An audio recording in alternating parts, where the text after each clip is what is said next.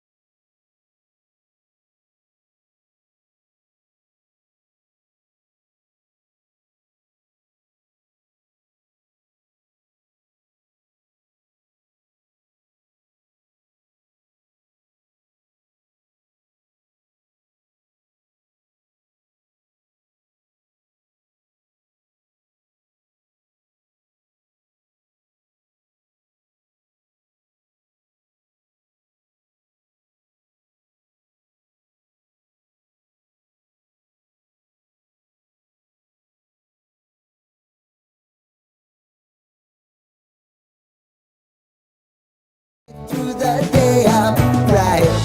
It seems your meal ticket is gone, but life goes on. I could never imagine something better. Yeah, right. Now you're cooking on high heat in the middle of the street. Roller coaster, take me to a better time. Let's go. All sing your high line with the roller coaster of life.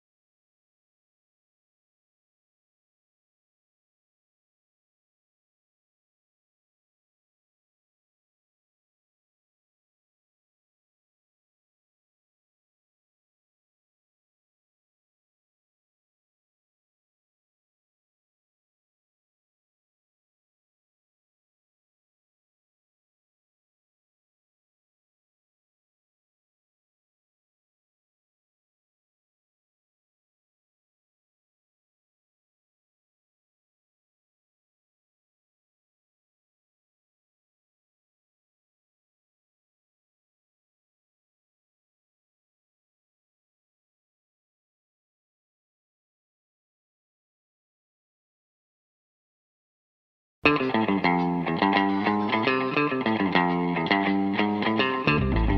Mike Schopp and the Bulldog. I don't think that's a very good attitude. It's Mike Schopp. You don't think? You don't think? I don't think you should be butting in when I'm talking to my team. You're my assistant, okay? You're supposed to back me up and go get me juice boxes when I tell you. Now go get me a juice box. You know who you're talking to? It's the Bulldog. I'm talking to the juice box guy. You're crazy. I'm not crazy. I'm just thirsty. Why don't you go to hell? No, you go to hell. While you're there, why don't you grab me a juice box? I'm no juice box boy, I'll tell you that. Yes, you are. No, I'm not. Yes, you It's are. Mike I'm Schopp not. You and the are. Bulldog on WGR Sports Radio 550. Scale of 1 to 10, how much of a jerk am I if I want to try to sort out exactly what constant communication is defined as? Like, what does that really mean? When Brandon Bean says on our morning show that we're in constant communication with Cook's camp about this contract situation, what are the parameters of that? Because I think it's interesting that they're in constant communication, but yet did not know until right before practice yesterday that Cook was going to begin a hold-in, and then this morning didn't know that he was going to do that again. And so I just don't know how constant that would be, and I would question how constant it needs to be. Hey, where are you guys? $15 million. Where are you? Nowhere near that. Thanks. You want to do this again in an hour? Is that constant? I don't know. Sorry. Mike's not here. I decided that seems like something he would ponder. So, whatever. Friends influence friends. He's off this week. Mike is. I'm Bulldog. Nice to have you with us here on a Monday to get the ball rolling. And, the nothing burger has become, there's some filling in the sandwich now. I don't know if it's, top shelf, some really, really tasty mix of like short rib meat and high grade beef, or we're just talking about, the patty you buy in bulk in the box. There's like 24 burgers and they're all, as thin as a Canadian dime. I'm not sure where we're at on the meat, but there's something to the James Cook situation. We wondered when camp began. This is more like Mike's frustration.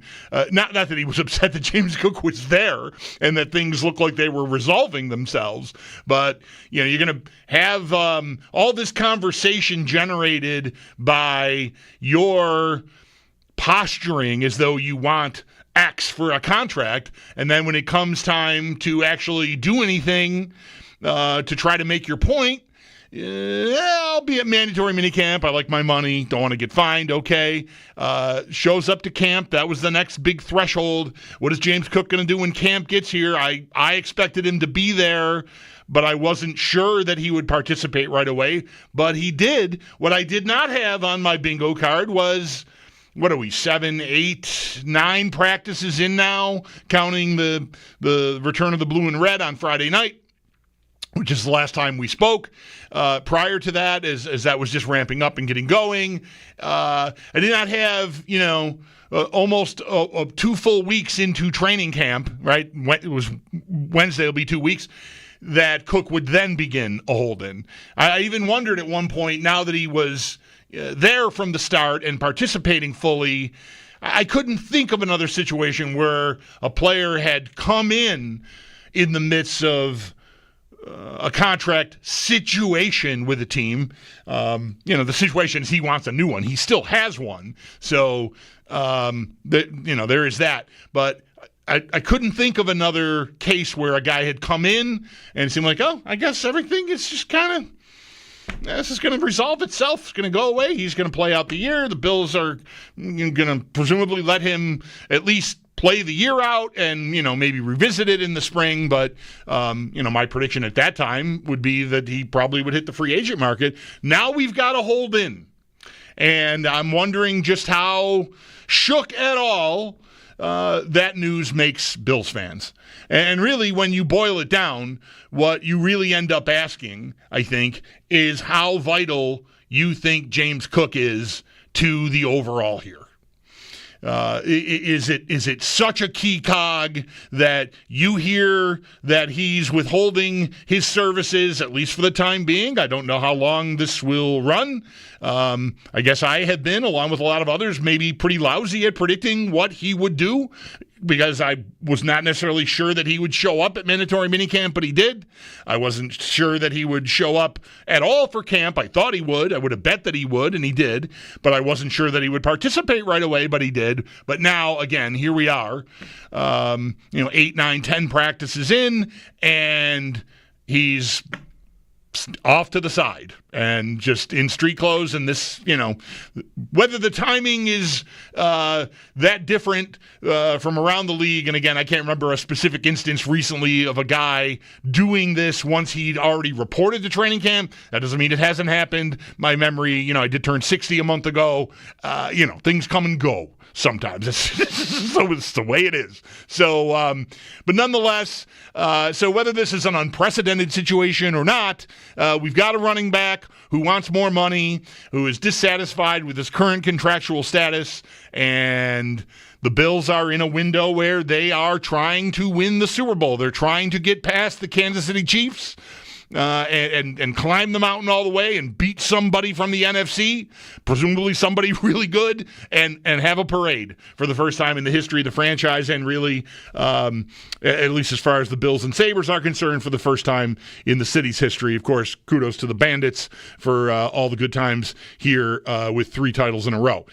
803-0550 is the phone number if you want to get in on a conversation, if you're not or just completely worn out by thinking or talking about James Cook. We did a lot of it in the really late winter into the spring because of his activity on social media. I wanted to be careful as I was beginning this conversation to not phrase it. It often gets phrased when a player is dissatisfied and wants to get a new contract. It's often described as they're making noise.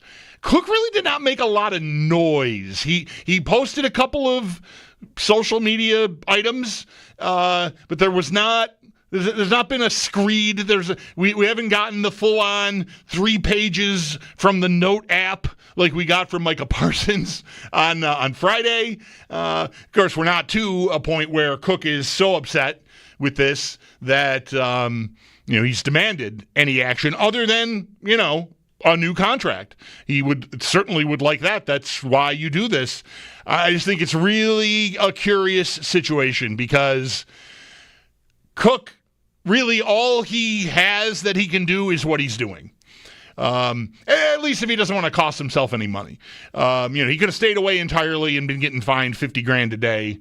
And I think where he is in his career, if I remember correctly, I don't think that is recoverable with a new contract. So, there'd be a big risk there financially for him. This is allowed.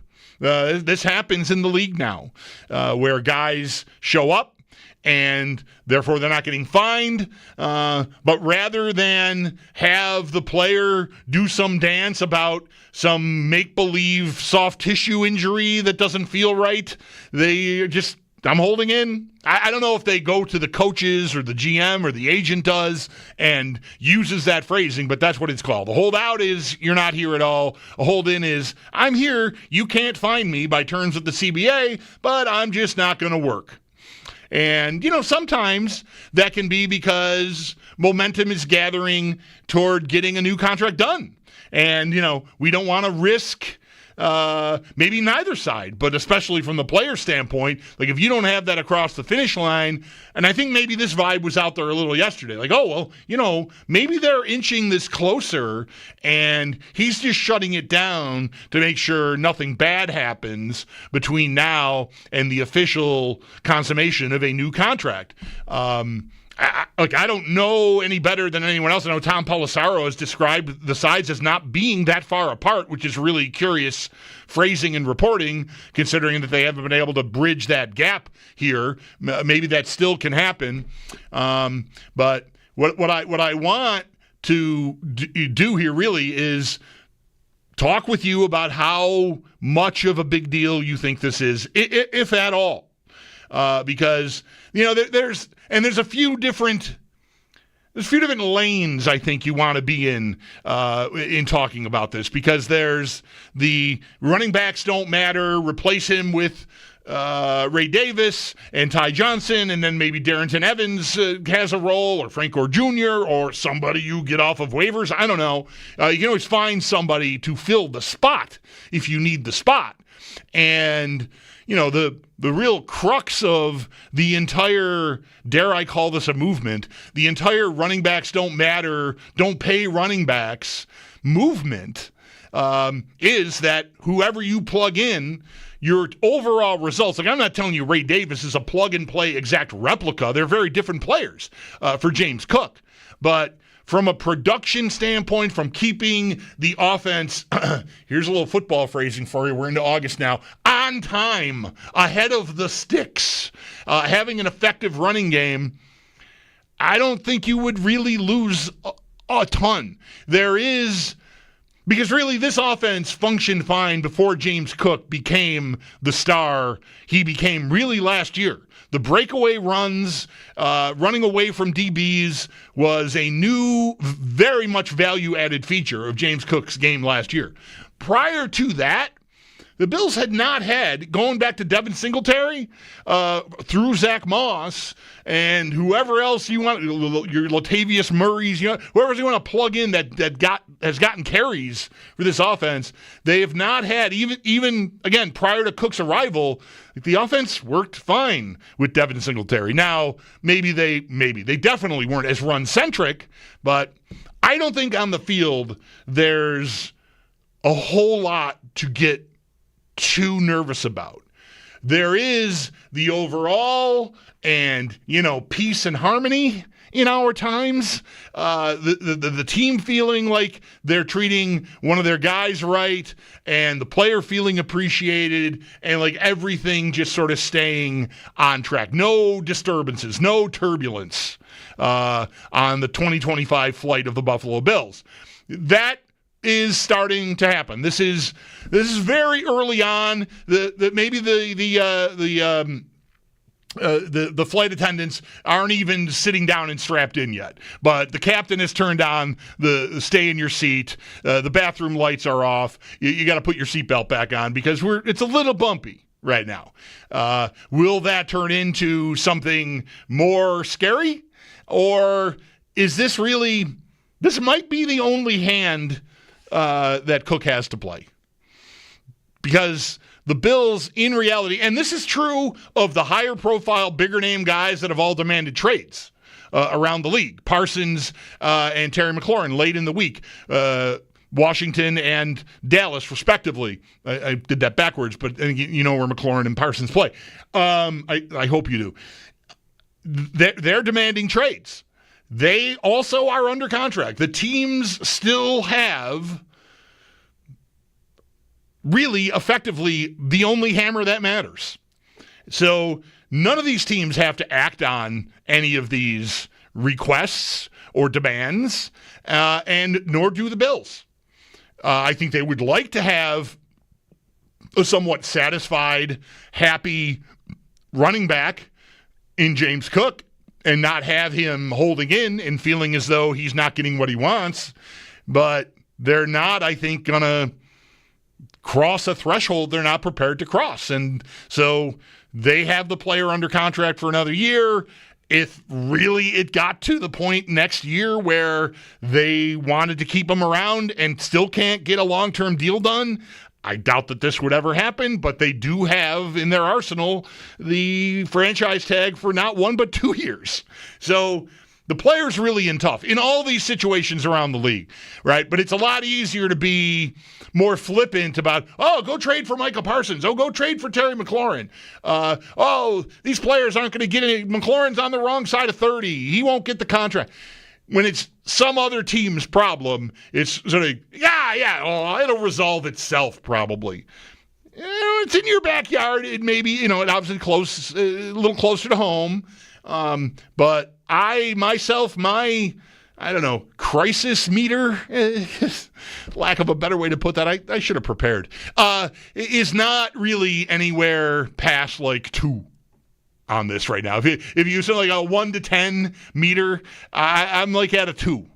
I mean, he's not practicing. He's holding in. He's dissatisfied. Clearly, he felt, I would guess, I shouldn't say clearly, my read of the situation would be that Cook felt like if I go in there and play nice, right, don't skip mandatory minicamp, and I show up for camp and I participate, maybe that will, through all this constant communication we're having with the Bills, that will facilitate a new deal.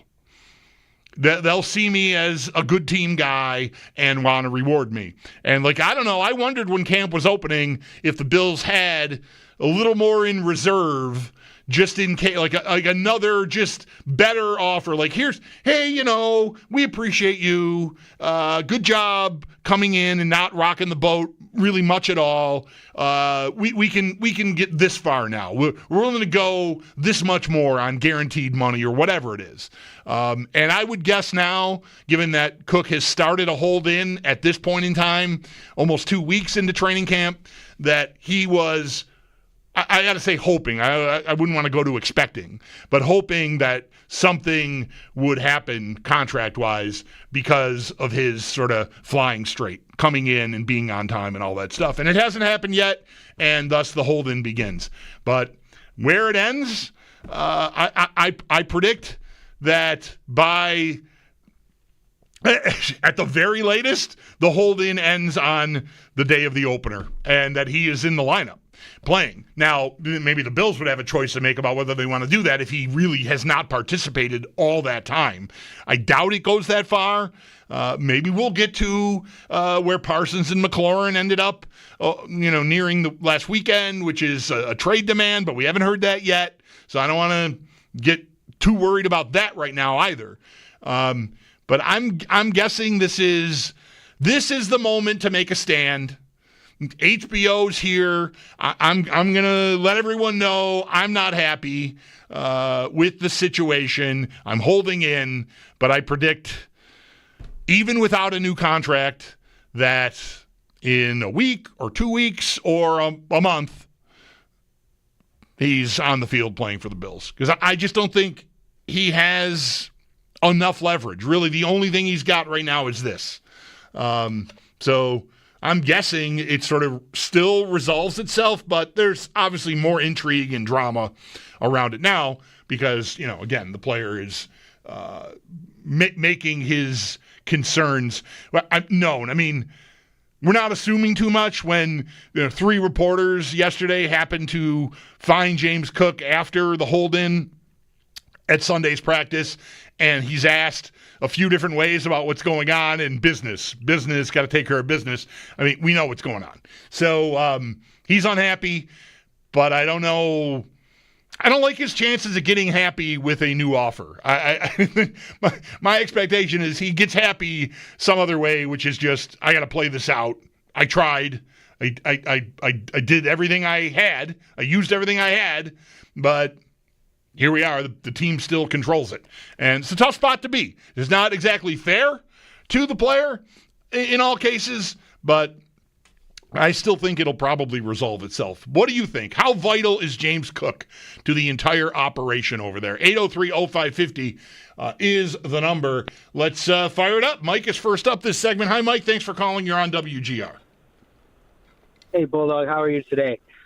Well, thank you. So, I've been going back and forth with this, and I got I definitely think that there's a big thing to do with the Hard Knocks thing for sure. He's getting, some national recognition or he's going to, not recognition, that's the wrong word to use, but attention. Yep. I also think it's a pretty big coincidence that, the Micah Parsons holdout thing is now kind of, the ripple effect as others are doing it. So I was listening the other day to a national broadcast on GR, and somebody called in and basically was like, do you think that there's a possibility that he's sitting out because maybe Bean is trying to make a deal to trade Cook and maybe some picks to Dallas for Parsons? Do you think that could be a potential outcome, and maybe that's why all of a sudden he's sitting out? And then my last point that I wanted to make, The $15 million thing, I don't think he's really worth $15 million, but I definitely think he's worth more than 10. I think he adds a tremendous value to our offense. I think if he had gotten more touches in the Kansas City game, we definitely win that game.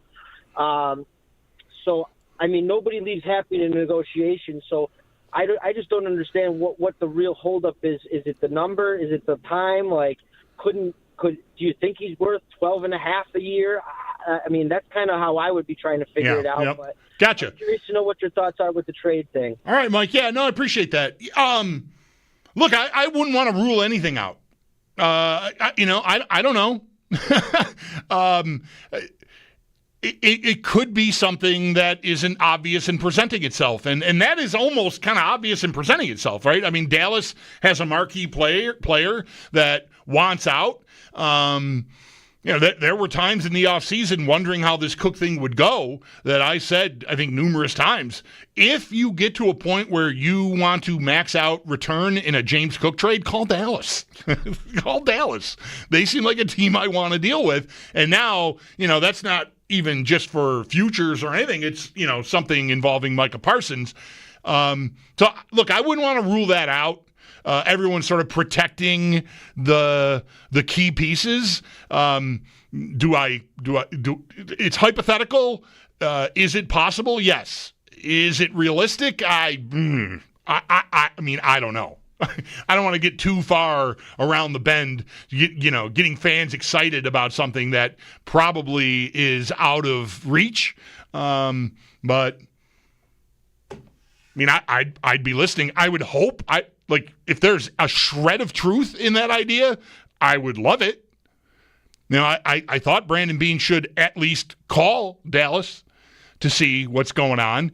He certainly seems very aware of what's going on and even what the fan base is talking about. When he talked to Jaron Joe this morning, Joe asked him, without naming Micah Parsons by name, but like high-profile guys that want trades and unhappy with their contract situations, being alluded to, put this player and that player into the trade. I mean, he didn't use names, but I think he's aware of what's percolating out here within the fan base. So, I don't know. I wouldn't want to put a lot of stock in what the fan chatter is right now, but in saying that doesn't mean you should just rule that out. It might make sense. There's always a dilemma, and Bean talked about it again with the guys this morning about finding a way to make it work for 1 year, which, I said to Sale on Friday when we were talking about this, when the Parsons news had just broken like an hour or two before our show. There's a way you can make it work for this year. Don't ever get too bogged down in that. If you're going to give a guy a new contract, you can finagle that and keep the cap number in a place where, you can fit it for a year. You'd have to move things around, of course, but there's a way to do it. But the trouble it becomes, and this is what Bean talked about, is moving forward into the 26 and 27 seasons. And, I don't know. Remember the Rams and their T-shirts? And it's more than just T-shirts and more than just picks, right? F them picks is the T-shirts the Rams had when they loaded up that 1 year and then won the Super Bowl. I think maybe there's an argument to be made that you should not worry about 26 and 27 if you're Brandon Beane. If you can go get Micah Parsons right now for 25 and find a way to make it work by moving, 2 players off the roster and redoing deals here or there, and knowing, holy cow, in 26 or 27, we're in real trouble with the cap. I don't know, maybe you just shoot your shot. 803-0550 is the number. James Cook's hold-in begins. How vital is he to the entire operation? And look, Micah Parsons' name is going to come up. How interested in that idea are you? Maybe the two things can all come together. That's almost too dreamy to ask for, I think, probably. But still, that's where I think fans' minds are right now. So that's what I'm going to be talking about today for a lot of the show. Lines are available now at 803-0550 if you want to get in on the conversation. At 4 o'clock, our buddy Ian Harditz will be on. We'll get like a fantasy context to the James Cook situation and talk about the Bills from a fantasy perspective and maybe all around the AFC East, if not the entire AFC, with Ian at 4 o'clock.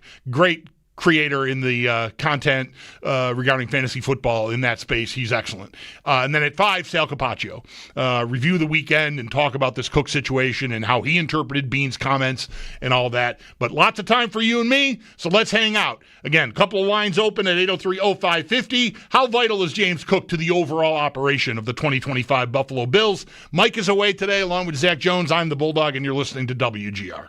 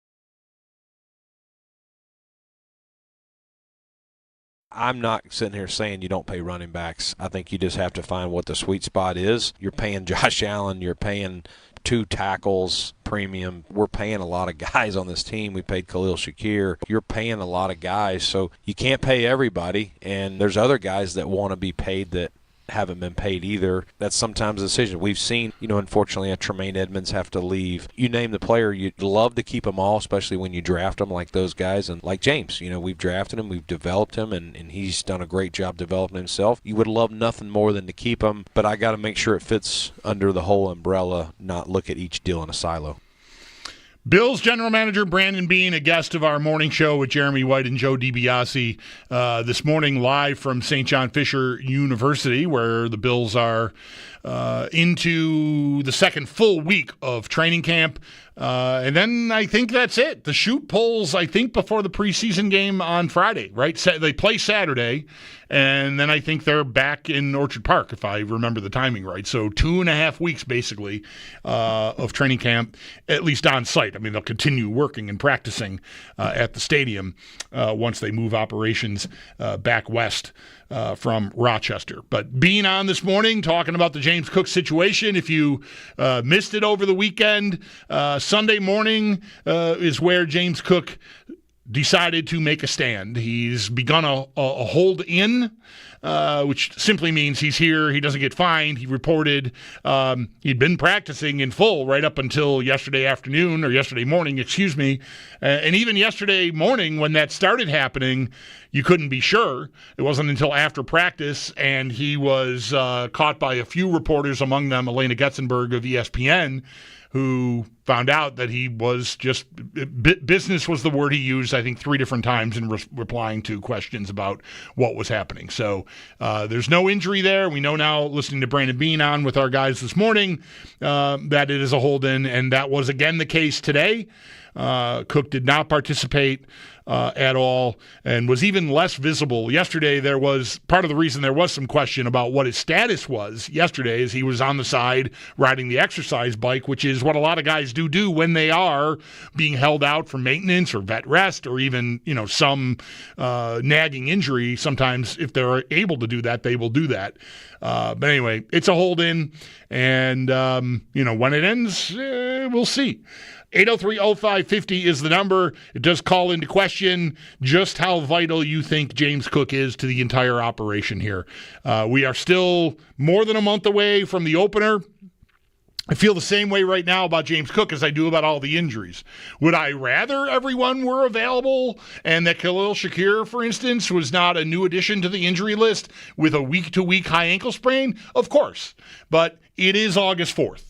And so if it were September 4th, maybe I'd be feeling a little bit queasy about a week-to-week situation and maybe plenty queasy about James Cook not participating. But for now, we got time. There's a lot of runway here between now and the Baltimore Ravens for the Sunday night opener.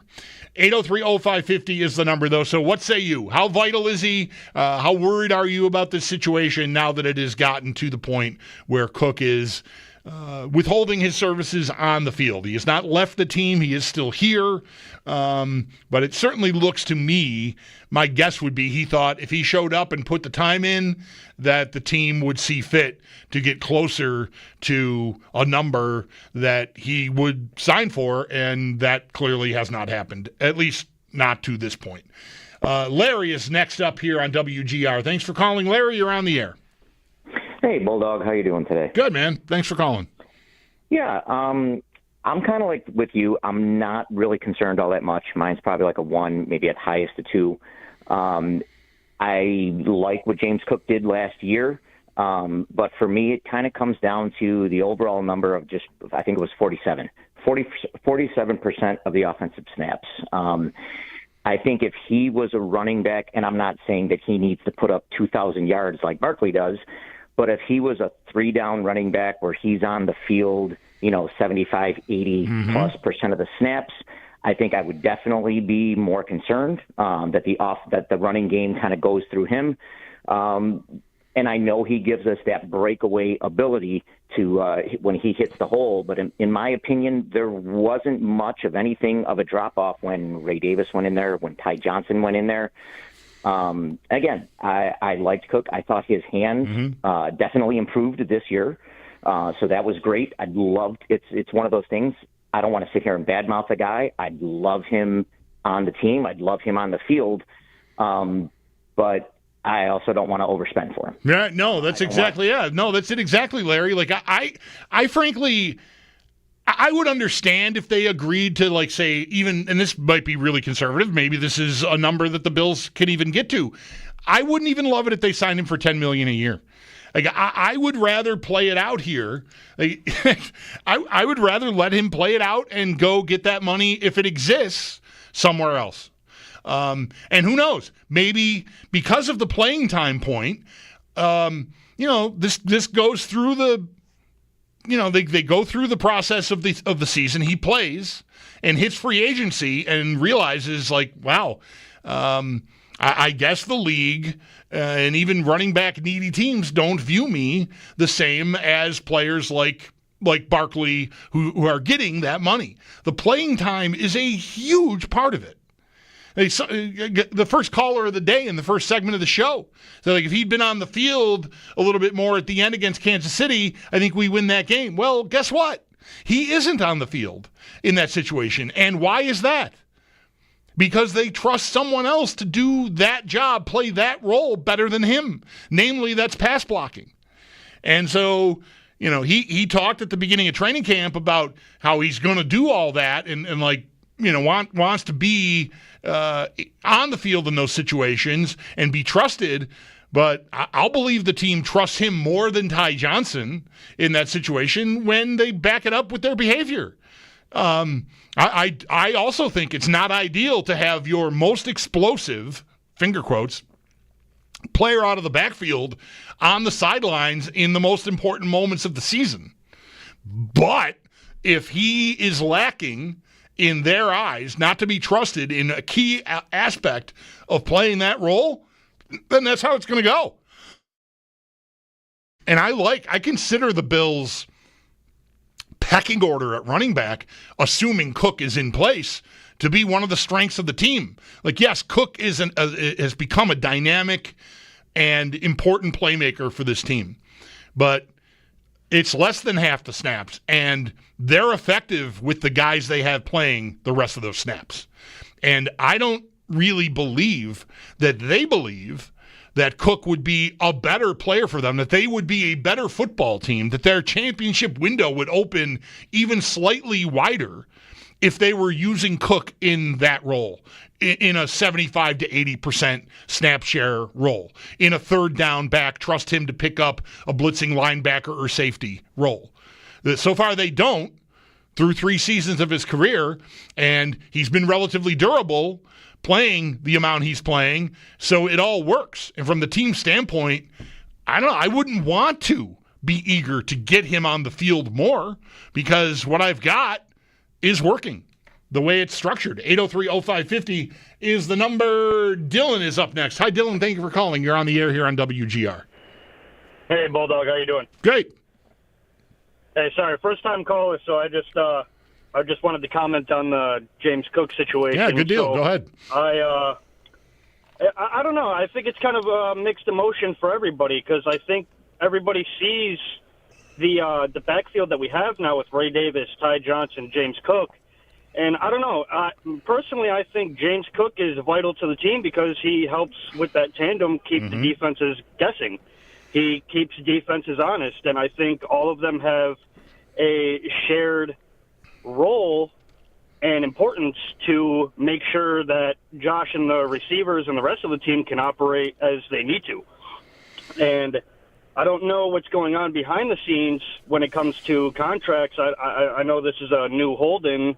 I don't know if yesterday or today was his first day on the hold-in, but I'd like to see him signed. I think he's a good player. He's a playmaker. He can get down the field. But I also agree with the other caller. I don't think we should overpay for him. So I'm not opposed to.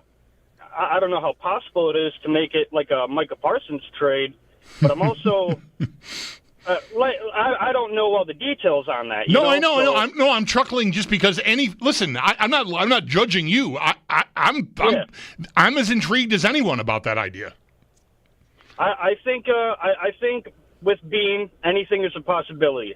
But like I said, I think James is vital to the team, but I also think with the offense that we run and the backs that we do have, it's not like we're going to start losing games because we lost James Cook. Right. So I don't know. Like I said, I think it's kind of mixed emotions for everybody. Mm-hmm. Me especially, I think he's good. I think he can get down the field. He can run. He's fast. He's shifty. I know he's had some drops in his day, but I think if we can button up those quirks, he could be a 3-down back. I know other people see differently, but with Ty Johnson and Ray Davis on the field, I mean, I don't know how often we expect them to get out there because they're all so talented. Right, that's the thing, man. Like the way the team is put together, I mean, they're acting like they don't have a 3-down back, and I'm willing. I don't always want to take the team's word for everything, right? I mean, it's one of the beauties of being up here in the bleachers yelling at them, right? But I think it works what they're doing, and I would want to keep doing it. I would be worried about any scenario where they would go, okay, we'll give you everything you want. We'll give you the money, and we're going to give you this role that, warrants the money, and see how it goes. I mean, he is not built like Saquon Barkley. He is not. I would be worried about that breaking down. I mean, it's one of the key reasons why I think the timeshare works so well is that they really were all healthy most of the year. Almost all the year. I mean, what did Cook miss that one Jet game? So that's a big deal. Running back is a very high attrition rate position. Guys do get dinged and banged up there. And, not necessarily season-ending stuff, but just stuff that'll cause you to miss a week here, a week there. Some of that has to be from overusage, and that's never a problem when you've got the 3-back room working with pretty clearly defined roles. So thank you for the call so far. More of them coming up as we continue. Ian Hardate's coming your way at 4. We'll get a lowdown on what he thinks this James Cook hold-in could mean for the Bills going into the season from a fantasy perspective. And then Sal Capaccio will be with me at 5 here. Mike is away today along with Zach Jones. I'm the Bulldog, and this is WGR.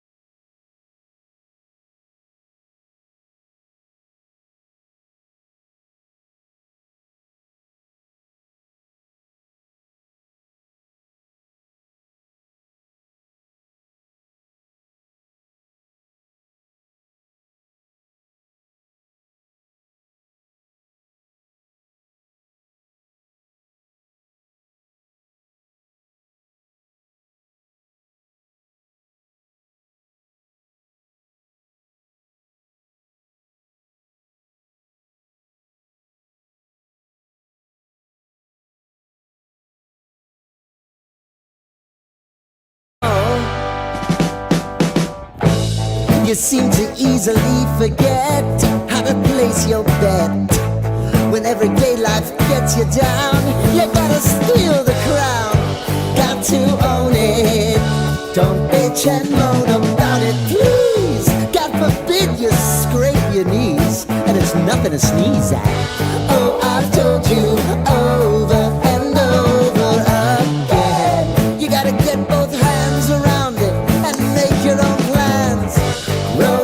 coaster. It's taking over, it's about time.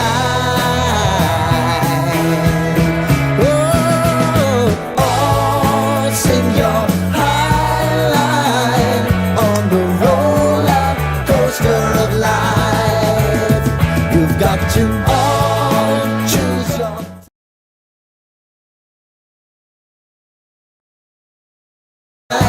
with the roller coaster of life. Roller coaster.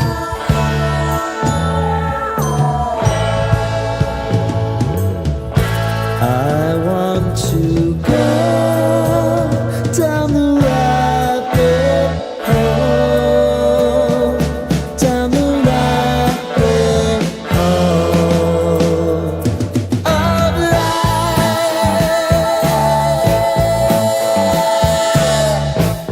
And now it's about to leave. Oh, roller coaster. Oh, roller coaster.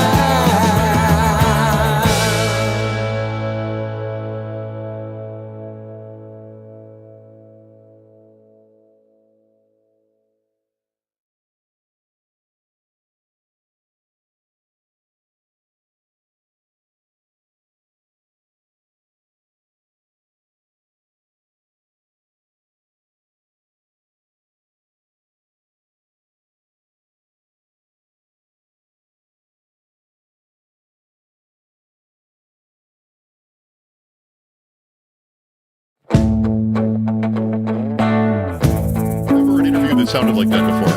Like, what is happening right now? Is he? We've been living in sin so long, all the feels are gone. Fella stopped me on the street last night, said everything's alright. Roller coaster, make it through the day upright. It seems your meal ticket is gone, but life goes on. I could never imagine something better. Yeah, right. Now you're cooking on high heat in the middle of the street. Roller coaster, take me to a better time. Let's go. All sing your high line with the roller coaster of life. It's time to all choose your timeline on the roller coaster of life. Oh,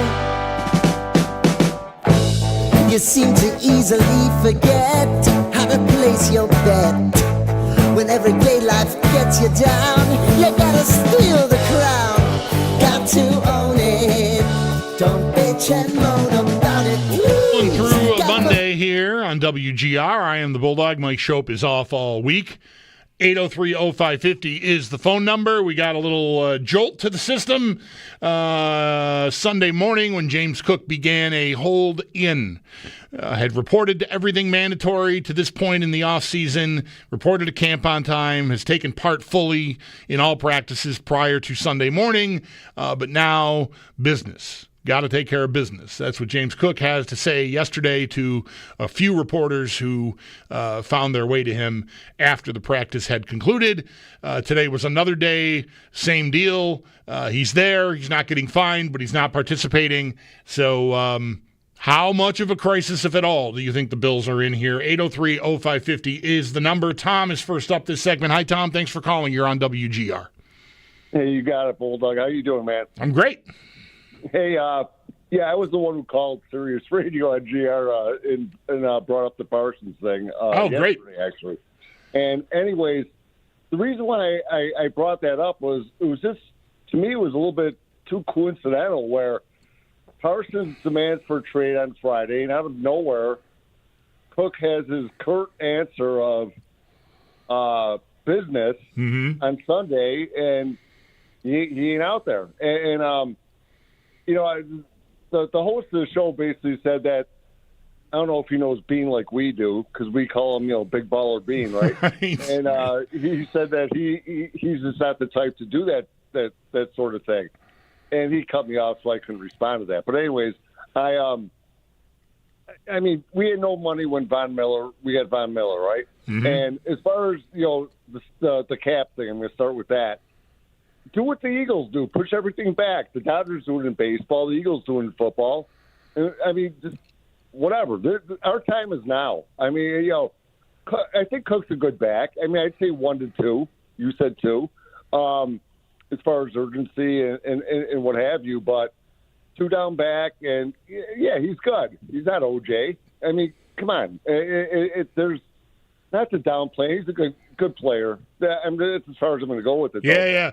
I think we need defense. We need defense, and no one knows it better than Bean. And let's just do this, man. I smell it. Something's going on. I hope you're right, Tom. I mean, if I could find a way, if the Bills could find a way, if Brandon Bean can find a way, it's not me, it's not just the Bill, it's Bean.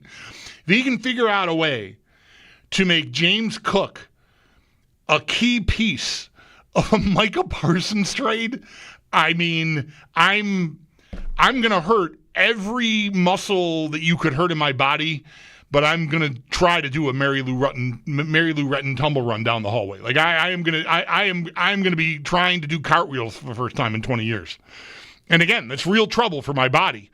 But I'm committed. I would do it. It would be incredible. To me, there'd be no question you'd be making your team better. It's not even close.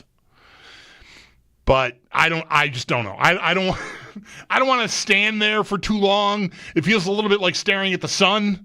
I think I'm not sure it's prudent. But man, I think I've known that guy a long time. I hope his instincts are correct. That would be incredible if it were.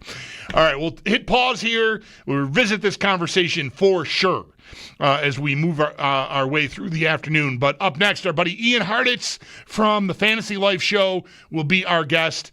Sal Capaccio coming up in a little bit more than an hour as well. Really all wall-to-wall football here today. Mike is away along with Zach Jones. I am the Bulldog, and this is WGR.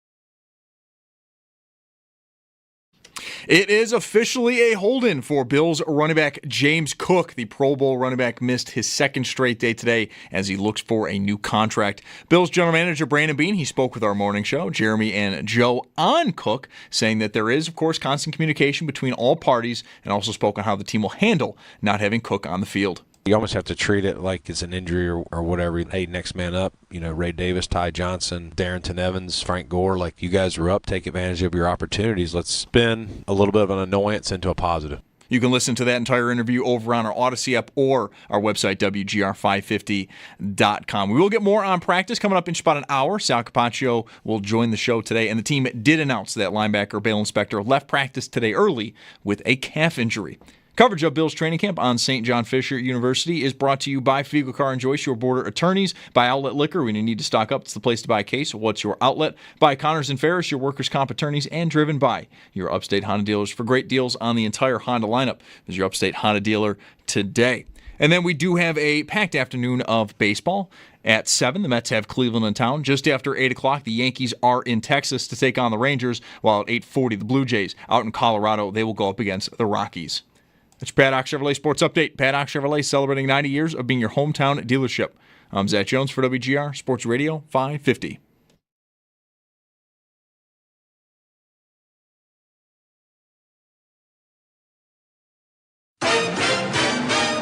It's Mike Schopp and the Bulldog. They have this Panther sound effect that is just the cheesiest, stupidest sounding thing. Big voice guy going, Panther goal scored by Sam Reinhart. Where'd you get that thing? I trapped it. Been keeping it in my bathroom at the motel, feeding it old pizza. It's Mike Schopp. If you're calm, that wondrous big cat will be calm too. But if you're scared, that beautiful death machine will do what God made it to do, namely, eat you with a smile on its face. And the Bulldog. On WGR Sports Radio 550. Really happy you've chosen to spend part of your Monday with us here on WGR. Us being made up of Zach Jones and myself. I am the Bulldog. Mike Schopp has the week off. Joining us right now on the West Her Hotline is a man who I shall introduce this way. When the Bills' backup middle linebacker leaves practice today with a calf strain, there's only one guy we're going to call, and that's Ian Hartitz from Fantasy Life. Ian, it's Chris. Mike's not here. I hope that's okay. No, man, great to be back. I will say, back many, many years ago, I was actually, suiting up playing linebacker myself. That's where they put the guys who can't catch well enough to play offense. So, hope he's okay. Right. Seriously, though, James Cook, the news starting yesterday, it looks like a hold-in has begun here.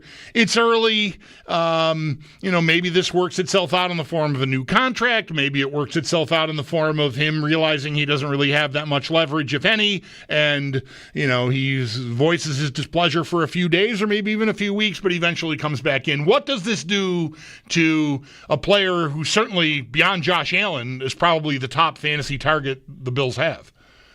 Yeah, it's certainly not ideal. Wouldn't exactly call it a surprise. I mean, James and his brother Dalvin have kind of been hinting at this throughout the entire offseason. I will say where it's a little bit different than what the Commanders are dealing with Terry McLaurin's situation. The Bills don't really have a ton of that cap space, just actually lying around at this point. Certainly made plenty of big moves under the assumption that Cook was going to be sitting up for them this year. So really, again, unfortunate. I would like to think that Cook is going to do what most of these hold-ins, holdouts end up doing, and that is sitting up and playing. But at a minimum, guys, could they at least give him some extra incentives, in the contract to hopefully make a little bit more money? Because, again, I just want to see the guy get out there. As much as Ray Davis and Ty Johnson do well with their work, I mean, man, that AFC Championship game, James Cook sure as heck looked like one of the best players in that entire field. He did, but yet there's we're way in the weeds on the Bills here, obviously, Ian, more than I might guess someone like yourself might be. He's not on the field at the end, though, because that's pass blocking time, and he's playing under 50% of the snaps. It's a part of the reason why I would think the Bills, why I would be, as an observer, reluctant to pay him a top of the running back market contract, because he's in a timeshare that doesn't even equate to him playing 50% of the snaps. I hear you, and I do think there's something to be said about not devoting this super large percentage of your salary cap to the running back position. That's where this whole idea of, running backs don't matter in today's NFL comes from. Like, they absolutely do matter, but when we have this rather arbitrary salary cap, you do have to go out of your way to, again, only devote a certain percentage of that cap to each position. It's not like college offenses, Ryan Day, Urban Meyer back in the day. It's not like they were just willingly taking 3-star athletes over 5-star guys because the position doesn't matter. So, again, I think it's an unfortunate situation. If you had to, pick and choose who you're going to pay, okay, I guess James Cook, could be someone on the outside looking in. But, man, you just gave Josh Palmer, Josh freaking Palmer, $30 million plus, and you can't hook up James Cook a little bit more. Like, that's kind of where I draw the line. Right, I hear you. Ian Hartitz, Fantasy Life Show. You still doing the stuff on Fubo? Can I find you there once I get ready for my fantasy drafts? Is that content still rolling out?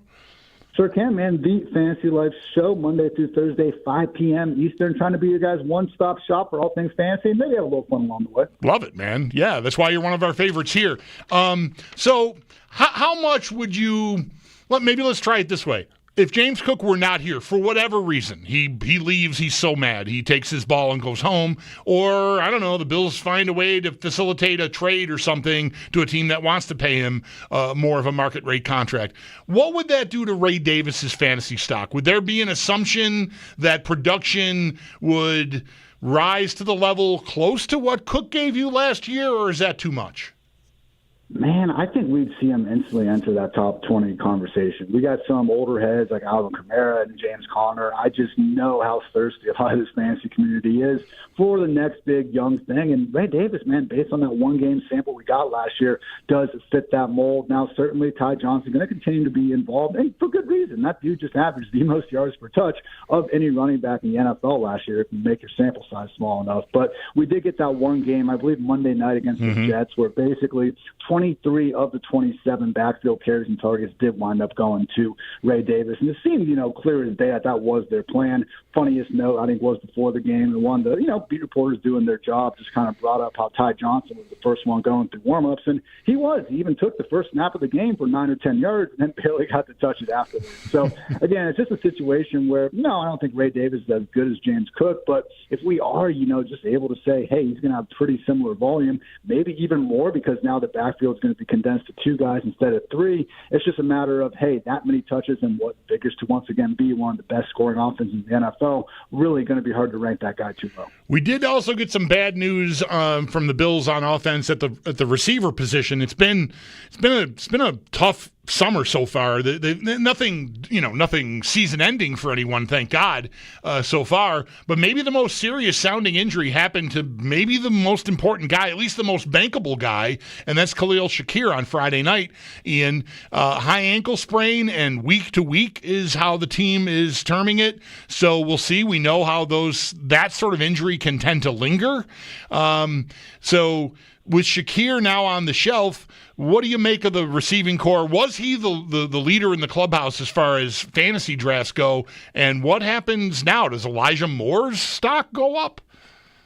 Yeah, Shakir 100% was going the earliest. Now, it was still a situation where when, again, you're ranking these guys, he was usually in most people's wide receiver 40 to wide receiver 45 range, which is a far cry from what we're used to dealing with here. I mean, Stephon Diggs, obviously a top 10 option for the 4 years he spent there, but even Gabe Davis, especially after that just incredible performance against the Chiefs, I mean, he was being ranked inside the top 30. So one of my reasons this offseason for really getting behind both Khalil Shakir and Keon Coleman was the reality that we don't even have to pay Gabe Davis prices to get these dudes on the fantasy squad. So unfortunate. I would say that as much as, a lot of fantasy people have this horrible taste in their mouth, drafted Christian McCaffrey last year, knew he was injured, and then it just snowballed and becoming something even worse. But for every one of those, there are other situations like Josh Downs, for example, who had a similar high ankle sprain to preseason, missed a game or two to start, and then went on to do big things. So, cautiously optimistic that we are going to see Shakir out there sooner rather than later based on the timeline we have right now. I'm with you. It does sound like Elijah Moore could be a next man up. But just looking at this, Bills wide receiver 4 through 9 depth chart, man, it's like a fever dream out here. Just 2019, 2020 sleepers in the fantasy world. We got KJ Hamler, LaVisca Chenault hanging out there. I'm a Columbus, Ohio man myself, so I love me some Curtis Samuel. How about we throw more passes to Terrell Shavers, man? 69 yards per target for his career. So that's a couple more. Right. Well, you are right. There are guys here. I know this from, of course, being in these conversations with guys like yourself, but just being in a room for 20 hours a week with Mike. Those names you mentioned there, Elijah Moore may be at the top of the list. Were you an Elijah Moore? I don't want to call you a fanboy because we don't know each other that way, and that could be taken the wrong way. But were you like one of these fantasy people that just thought, Elijah Moore, man, he just needs an opportunity? A truther, if you will. Yeah, sure. Look, I wasn't completely down on the guy, but it was one of those things, and we kind of catch ourselves doing this throughout the months, where it's like, well, if you just look between weeks 3 and weeks 9, excluding the second half here, and only accounting for this many targets, then Elijah Moore's the wide receiver 8 or whatever. So he did flash a lot as a rookie in that Jets team. In his defense, if you had to kind of go across the NFL and say, okay, what have just been the most desperate, like unusable, unwatchable passing offenses for the last 25 years, you're going to see the Browns and the Jets up pretty high. So certainly, a chance for him to finally play with plus quarterbacks for really the first time in his young career. And he's a guy that, again, despite not putting up big numbers in Cleveland, was at least good enough to still be going out there and getting triple-digit targets. One of many guys who was certainly putting up better numbers with James Winston under center. Too bad that man can't get a starting job with the other New York team. But, yeah, man, I think with Elijah, where are you going in drafts right now? Just at the very end. If you want to throw a dart out there, I'm not going to say no. Yep. Ian Hardis from the Fantasy Life Show, on the Western Hotline here on WGR. You mentioned Keon Coleman in that receiver pecking order, and I don't know, for what it's worth, it's not worth a whole lot, I don't think, but one day last week, I asked, my audience here, if you had to bet on someone to ascend to like a 60 catch, 6 to 10 touchdown level in the pass catcher department for the Bills. That includes your tight ends here. Who would you want to bet on? Beyond Shakir, who I think is pretty bankable, assuming his health is in order at what he gave you last year. And because the drop-off was pretty big. I mean, Shakir had like 70-something catches. The next highest might have been 44 on the team. They had a bunch of 30-catch guys. And so I'm wondering if someone's going to ascend. My bet would be on Coleman going into year 2. I don't think the skill set has really changed, but perhaps there's a little more nuance to his route running, and maybe he learned enough in 1 year. And I just think the opportunity is going to be there for him if he can stay on the field.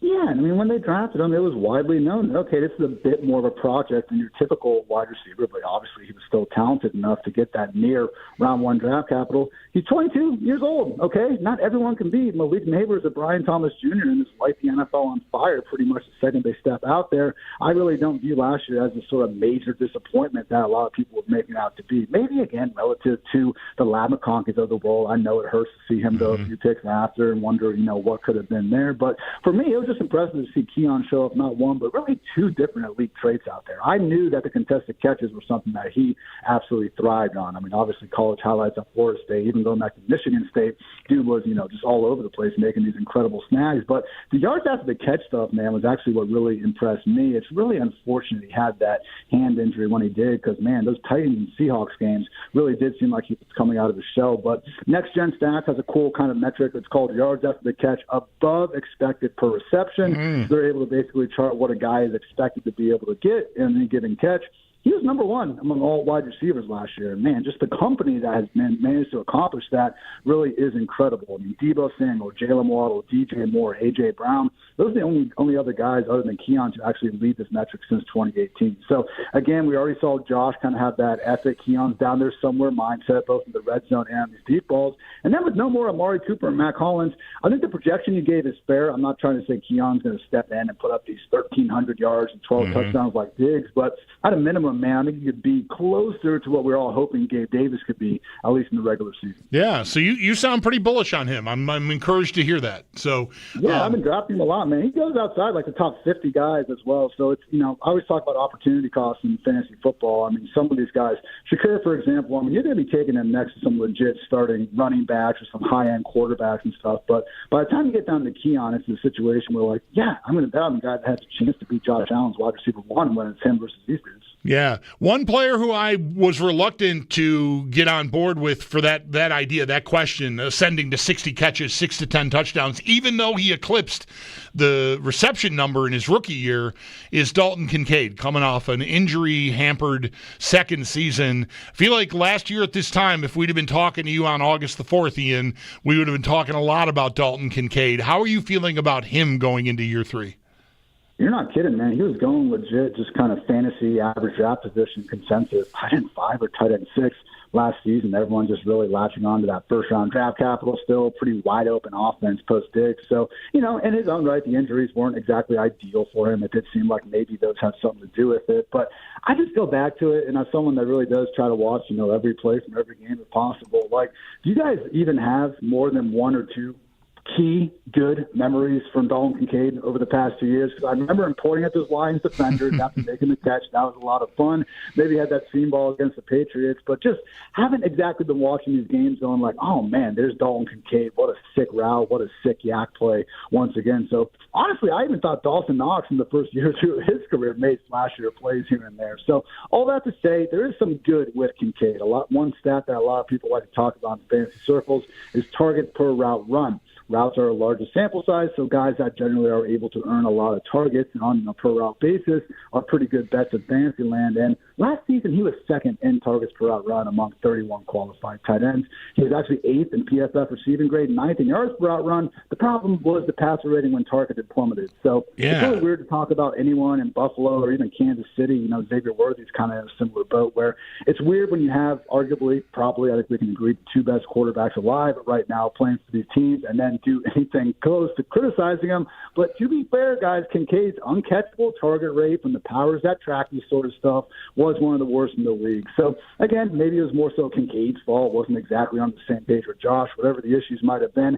I just do think that there is a bit more meat on the bone here, even if we don't see him necessarily have this 120 target season. So I always say, don't hate the player, hate the ADP. And again, a guy that was going top 6 position last year, you can now get as a true late round dart, man. He's going like tight end 13, tight end 14. Yeah, that lack of success targeting Kincaid was a really weird one. And, I think, there's it's one of 2 things. Either he wasn't healthy. I mean, it could be one of 2 things. It could be 25 things that neither of us have even thought of. But maybe he wasn't healthy enough, and therefore the timing was off just a little bit.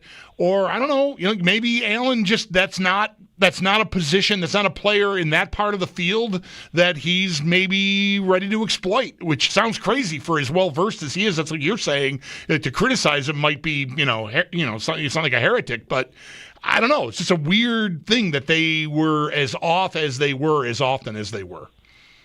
Yeah, and honestly, the same thing I was kind of bringing up with Keon. Like, it's not the wildest thing in the world to see tight ends take a little bit to break out in today's NFL. Again, we've been spoiled recently. Brock Bowers, Sam Laporta have literally had 2 of the most productive rookie seasons that we've seen at the position in NFL history. So, I mean, if Kincaid, again, just really starts to rise year 3, year 4, it really wouldn't be all that shocking, again, in the grand scheme of things. But I, like I'm sure many of the other listeners who have been playing fantasy for any amount of time, have been hurt by that same sort of mindset with Kyle Pitts over the years. So right. Hopefully Kincaid doesn't go down that path. Right. Ian Hartitz, the Fantasy Life Show is where you can find him at iHartitz on Twitter. You're a great follow on Twitter. The self-deprecation and the jokes about all these things, they totally work for me anyway.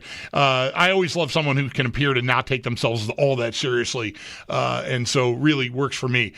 You mentioned the Chiefs. You mentioned Xavier Worthy there in the course of talking about the Bills, and that's a team. It's been a couple years, especially last year, like the explosiveness of the offense, the passing numbers overall were down. There were injuries. Of course, Rashee Rice, Hollywood Brown missed the whole year. Worthy was a rookie who kind of came on late in the year, kind of the way Rice did the year before.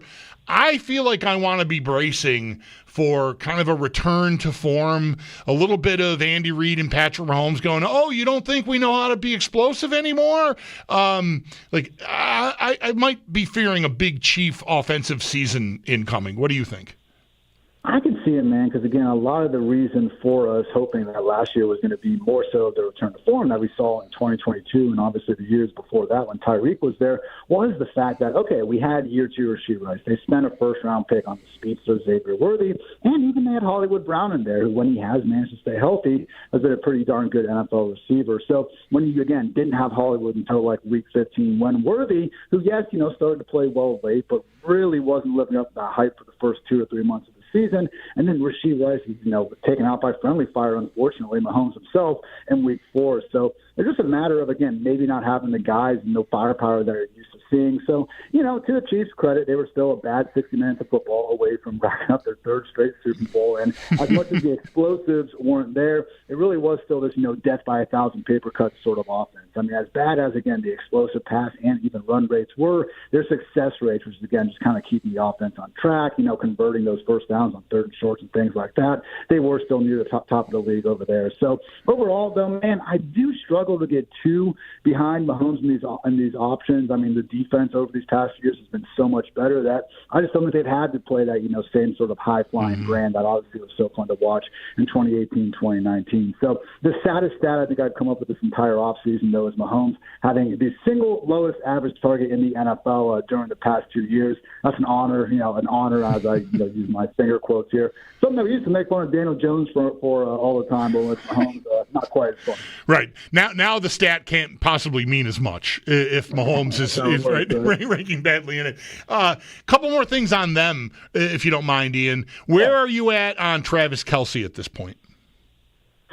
So, obviously, he was a shell of himself last year. It was funny. He had that Texans divisional round game where it looked good, had over 100 yards, scored a touchdown, and then the Bills and Eagles were like, nah, we're, not going to let that come close to happening against us these next 2 rounds. But, look, it wasn't pretty, all right? You can look at yards per target, per reception, his yak after the catches. I mean, you're in bad shape when you're a tight end. You broke fewer tackles than Zach Ertz across an entire season, okay? So, again, not trying to say that Kelce was by any stretch good last year, but he still ended up scoring the 6th most fantasy points per game at the position. So this was a guy, I think, from 2017 to 2023, he scored number 1 points among tight ends 5 of the 7 years or something insane like that. So, again, it's a relative drop-off from that. And if you draft him as a tight end 3 overall last year, yeah, you were disappointed in the performance, but we are getting a dip now in the kind of ADP that's associated with Kelce. He's now being priced as more so that tight end 7, tight end 8. And if we are going to see, again, Rashee Rice have to serve a bit of a suspension,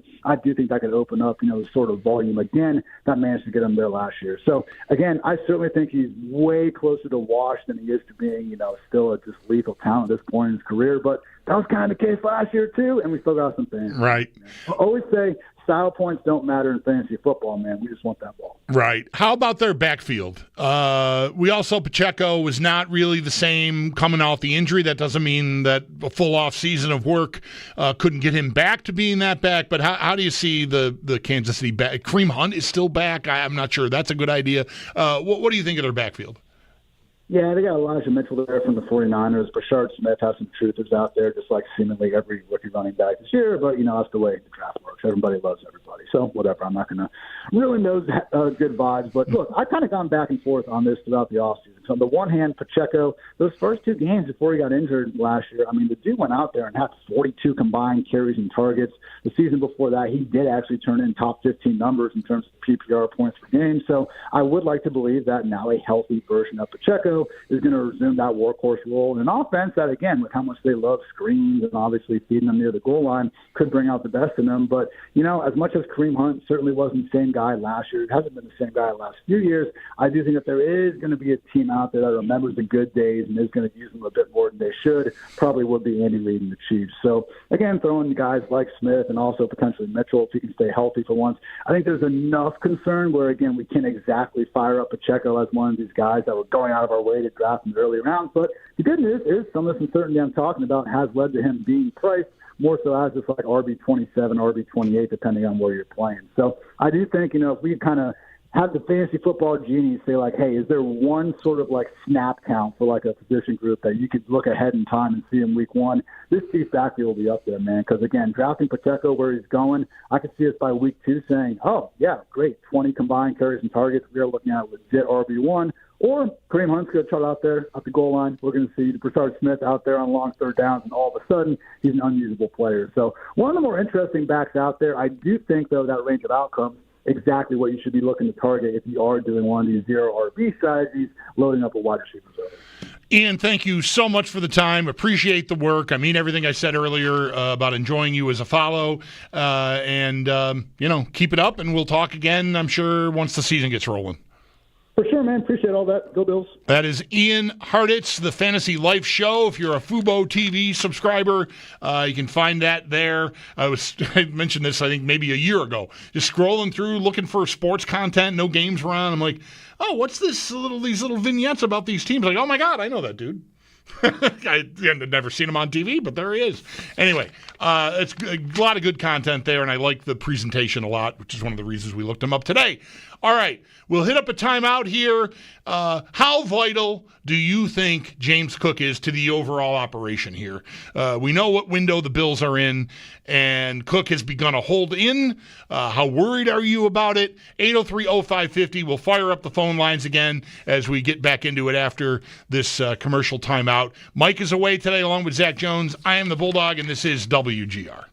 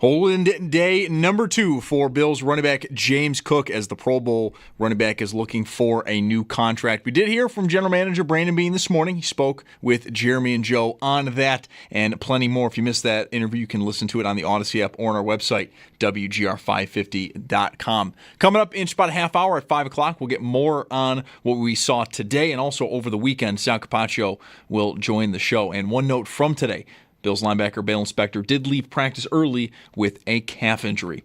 Coverage of Bills training camp from St. John Fisher University is brought to you by Fiegel Car and Joyce, your border attorneys. By Outlet Liquor, when you need to stock up, it's the place to buy a case. What's your outlet? By Connors and Ferris, your workers' comp attorneys. And driven by your Upstate Honda dealer. For great deals on the entire Honda lineup, visit your Upstate Honda dealer today. And then in baseball, a packed afternoon at 7. The Mets have Cleveland in town. Just after 8 o'clock, the Yankees are in Texas to take on the Rangers. Then at 8:40, the Blue Jays out in Colorado. They will face off against the Rockies. It's Paddock Chevrolet Sports Headlines. Paddock Chevrolet celebrating 90 years of being your hometown dealership. I'm Zach Jones for WGR Sports Radio 550.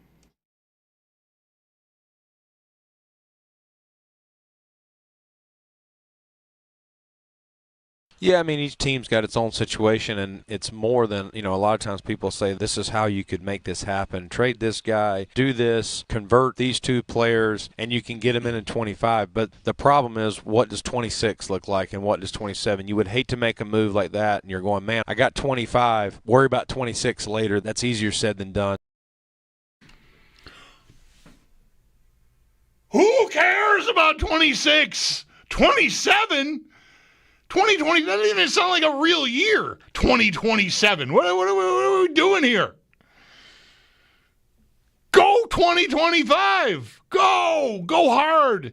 Go big or go home. All right, I'm only, I don't even know. I should know how much I'm kidding and how much I'm not. But Brandon Beane from this morning talking with Jeremy and Joe about the reality of trading for a player like Micah Parsons. The player's not mentioned by name, Sneaky Joe, sneaky as always, posed the question just the right way without mentioning the name of the player. And Beane talked about what I think a lot of fans probably spent part of the weekend doing, which is figuring out which guys you could convert salary to bonus or whatever, just move guys around, include this guy in the trade. Like you said, they're talking about Micah Parsons without naming Micah Parsons is what that was. And there is today's mostly about James Cook and the hold-in that began yesterday morning out at Bills training camp. A hold-in, if you're not acquainted with the terminology, it's been all the rage for, 3, 4, 5 years now. Guys come into camp while they're in the midst of a contract dispute, and in order to not get fined and get credit for being there, they come in, but they don't do any work. So they're holding in. And that's what Cook started after practicing in full from the first day of camp right on through to yesterday morning. So that's where we're at now. So a lot on Cook, and I'm asking you, how vital you think he is to the overall here with the Bills at 803-0550. I feel like the idea of not worrying about the salary cap and the damage you could do to it in future years by making a big, bold move for a player like, say, Micah Parsons is another topic entirely. That certainly is open. I'm open to talking about it, but I almost want to save it for another day. Just give James Cook today, and tomorrow, Wednesday. Mike's off all week, people. I got the content factory is. We got people shoveling coal over here, just keeping the engine running. So anyway, I'm not saying I'm closed down to talking about that today, but I like the idea of it's a fun thought experiment, because the risk in doing what the Rams did before they won the Super Bowl, which was, the Jalen Ramsay trade, and we're going to Von Miller, and we're just not worrying about the future. We're not worrying about picks. We're just going for it. They obviously got paid off. They won. And they are still, they're not the contender at the level that, say, the Bills and the Ravens are, but the Rams are still in the mix in the NFC. So not only they have fallen apart,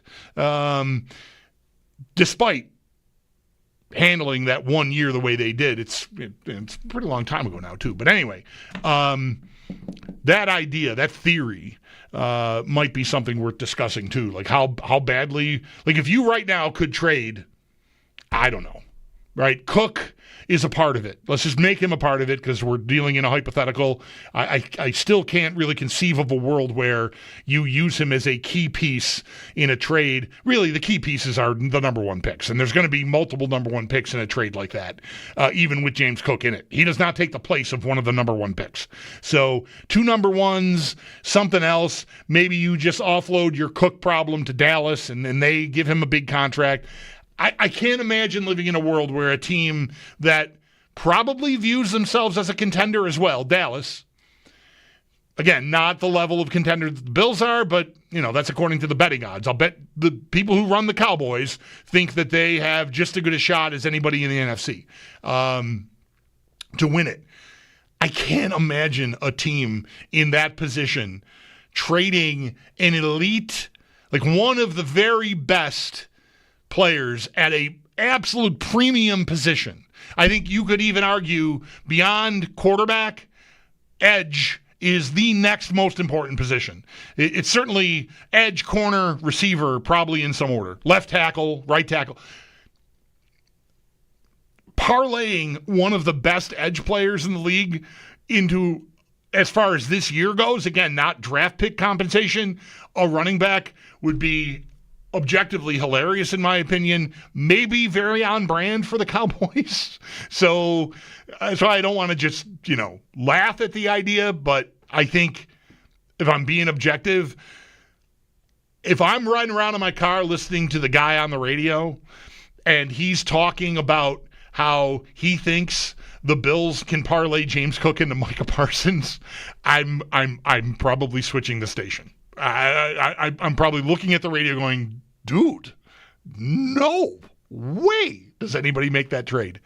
But it's Dallas, so I got to leave the door open just a crack. 803-0550 is the number. Let's fire it up this segment. Brian, you're first up this time around on WGR. Thanks for calling. Hey, guys. So when we look at the salary cap, pull up Spot Track and see where the Bills are ranked right now, and then for next year as well. On James Cook, I think it comes down to like the pedigree of athlete that you think you can be a running back one. James Cook was a vital player on a national championship Georgia Bulldogs team. Ray Davis is 26 years old and runs a 4.52 and was taken in the 4th. He's not a starter. Same thing with Ty Johnson. He's a journeyman. He had the good 40 6-7 years ago, but he's been on numerous teams, and that's not his role here. Those guys are not starters. So to me, you definitely have a drop-off if James Cook isn't here, which then leads me to the second point. The Bills, they knew about this. I mean, James Cook scrubbed his Instagram shortly after the season. So you knew you were going to head into a contract dispute at the very least. So to me, it's fine if you don't want to pay him, but you've got to backfill him correctly. And that's like a first or second round pick. That's not banking on a 4th round pick or a 5th round pick and hoping you get a Benford situation. There was plenty of good athletes in this draft and in the previous draft at running back that could have back-ended you for this situation.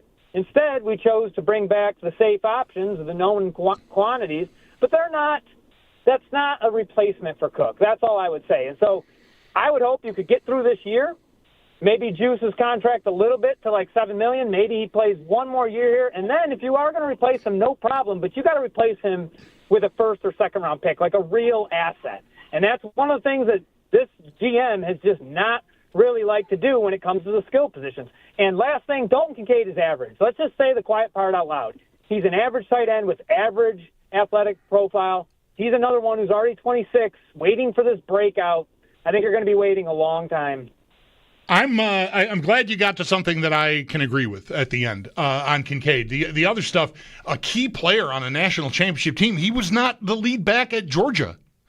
So I don't know what we're doing there. I don't want this to sound. I want to find a way to attack the caller's points without sounding like I'm attacking Cook.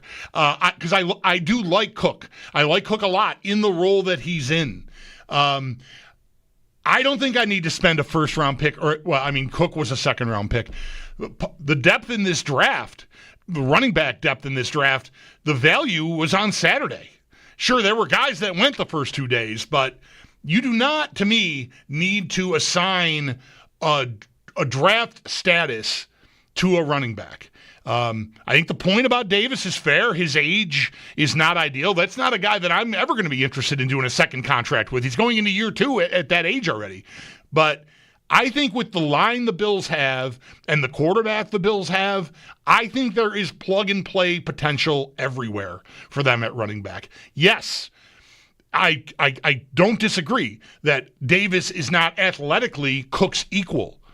But in the big scheme of things, in putting your team together and effectively running your team and running your offense, I don't think there would be that much of a difference. I really don't. I think running back, I mean, the largest point the caller was making here is you got to invest premium assets in running back, and I just could not disagree more. I do not think you need to do that. And this is a case in point. I'm all for assembly lining guys out of here, letting them play out their first deal. You know, it gets tough when a guy sort of smashes the way Cook did from a touchdown perspective last year. But I am not interested in buying high on that. I think most, again, nobody has to be right. Maybe James Cook will score 18 touchdowns this year. I don't know. But I think most objective observers would predict a pretty reasonable size regression there. And I just think whoever gets that opportunity would be a valuable commodity because they're the number one running back on the Bills. So, yes, you'd lose, breakaway speed, which really just showed up last year for the first time on Cook. And I'm, without seeing it another year yet, even leery to assume that that's bankable. Might have just been the right circumstances a few times, and he became this guy. But he ran away from people last year, and I want to give him credit for that. But I'm not ready to put a ring on it and marry it for 3 years here at some sort of 10 plus 15, which is what he's been asking for. Top of the running back heap contract. Just to me, it's just not called for. But I appreciate the difference of opinion, but I'm never going to want. I didn't love drafting Cook in the second round myself. I'm never going to want Ashton Genty, Bijan Robinson, all these Jahmyr Gibbs, first round. No, I'll just keep doing it this way. So my ideal outcome all along has been that Cook just plays on this deal and they let him go. And then, go look for a replacement next year. Fine.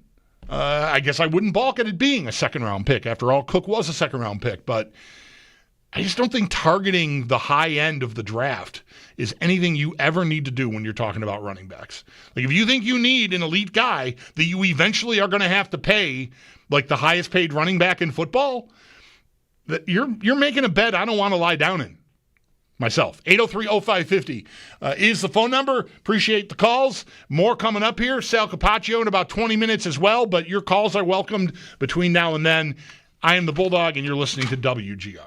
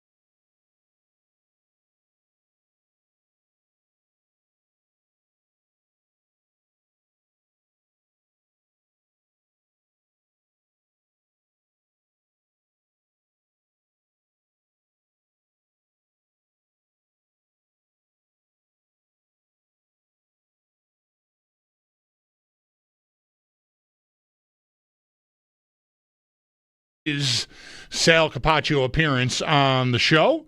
Coming up just after the top of the hour. I am the Bulldog. Mike Schopp is away this week. 803-0550 is the number.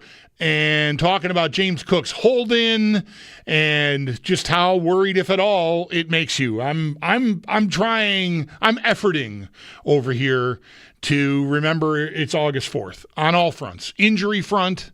Khalil Shakir may be the latest, most alarming injury, but even that is week-to-week high ankle sprain. You know, those can linger, and week-to-week sounds, it's August, right? I mean, week-to-week.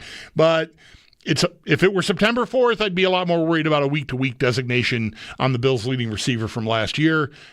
Still not ideal. Same thing with Cook. He started a hold-in yesterday, followed through again today.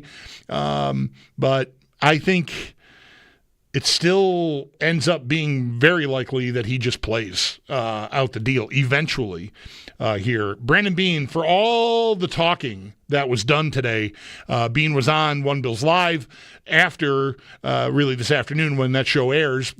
But he was on this morning with our guys, Jeremy and Joe, on the WGR Morning Show. And nothing that was said to me sounds like, oh, yeah, like we're going to get something done. You know, I think they'd like to, but I don't know, man. I'm not optimistic about that, and I think eventually Cook is just going to have to come in and play ball, more than likely. Bob is first up this segment. Hi, Bob. Thanks for calling. You're on WGR. Hey, Jaden Blue, Hunter Lupke, Phil Maffa, and Miles Sanders. Those are the four running backs for the Dallas Cowboys. I would say, if I'm Jerry Jones, I get James Cook in there. We get Micah Parsons.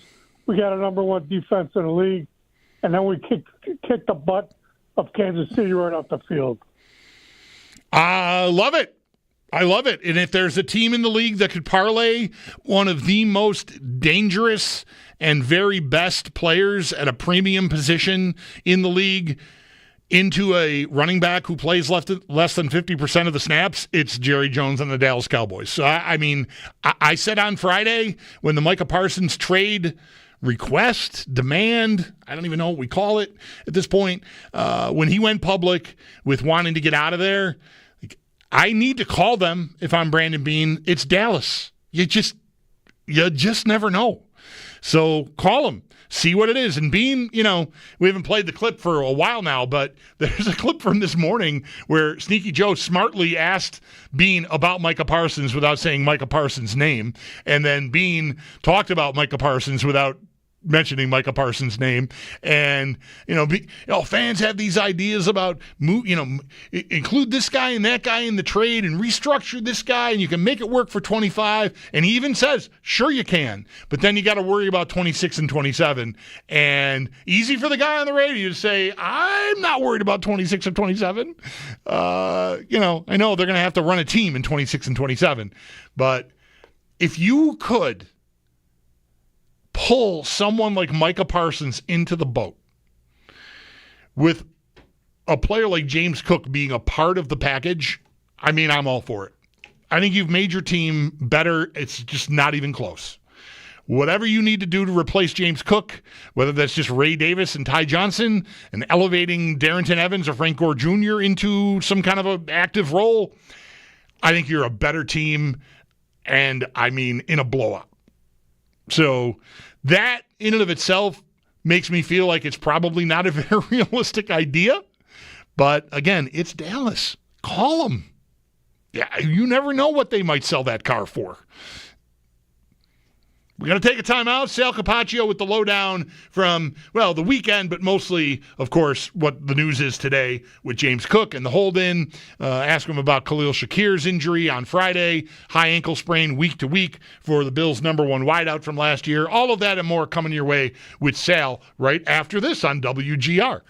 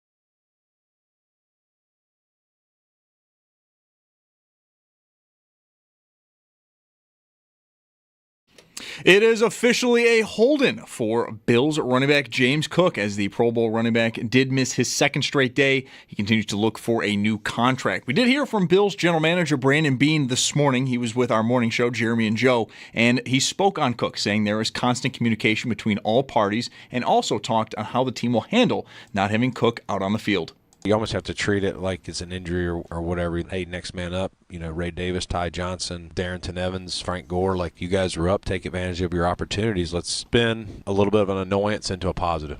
You can listen to that entire interview over on the Odyssey app or on our website, WGR550.com. We'll get more from this weekend and today as Sal Capaccio will join the show next, so do stay tuned for that. And a reminder, the coverage of Bills training camp from St. John Fisher University is brought to you by Fiegel Car and Joyce, your border attorneys, by Outlet Liquor. When you need to stock up, it's the place to buy a case. What's your outlet? By Connors and Ferris, your workers' comp attorneys, and driven by your Upstate Honda dealers for great deals on the entire Honda lineup. Visit your Upstate Honda dealer today. And then we have a packed afternoon of baseball. Just after 7 o'clock, the Mets have Cleveland in town. A little after 8, the Yankees are down in Texas to take on the Rangers. Then at 8:40, the Blue Jays, they are all the way out in Colorado. They will face off against the Rockies. That's your Paddock Chevrolet Sports Update. Paddock Chevrolet celebrating 90 years of being your hometown dealership. I'm Zach Jones for WGR Sports Radio 550.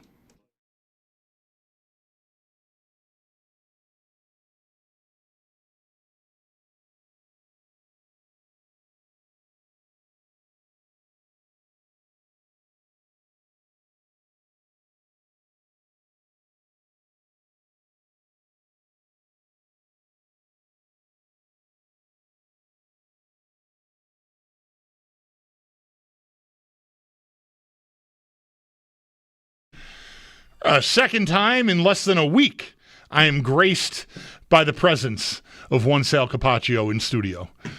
I had a choice here that I could either be on the phone driving back to my house, or since, again, I'm passing by, I'm like, what is the purpose of that if I could just go into Bulldog and look him in the face and talk to the great people here listening to WGR. Well, that's very nice. And we have a new value added for our, I don't know if it's on the Twitch too. Are the feeds the same? I've never been over to the Twitch, so I don't know how the Twitch feed looks, but they're the same I don't feed. either. Okay, it's the same feed. So the YouTube feed had, during the commercial break, folks who are watching the feed know this. Those of you listening on the radio probably couldn't give a crap, but I'm going to tell you anyway. There's a little countdown clock now while the commercial break is ticking down, and there's a little picture of Sale there. I don't know what we do if there's a countdown when it's not Sale coming up. Like, I don't know, was there a countdown there for Ian Hartitz? Was there like a little picture of Ian Hartitz? No, it's only for you. Well, I appreciate it. Thank you very much. Very creative, and good to make it here on time after you put that countdown on. Yeah. I mean, it's depending on which way you go. I think it's generally an hour and a half, hour and 20 to 30, depending on the traffic. I always have one way I take from Rochester. Do you always have one way you go back and forth to Pittsford, or do you take different routes? When I had the motorcycle, I would take more scenic routes, not the highway sort of thing. I did that a few times. Missed that. But no, when we were driving to camp regularly, I would get off at that first Rochester exit, the 490. Yep. Take that in. Through downtown. That's what I do. And yeah. It is technically quicker to go to the next exit, I believe. Yeah. And then I think that's the 390. Yeah, I think the that's 590, right? Like you do it that way.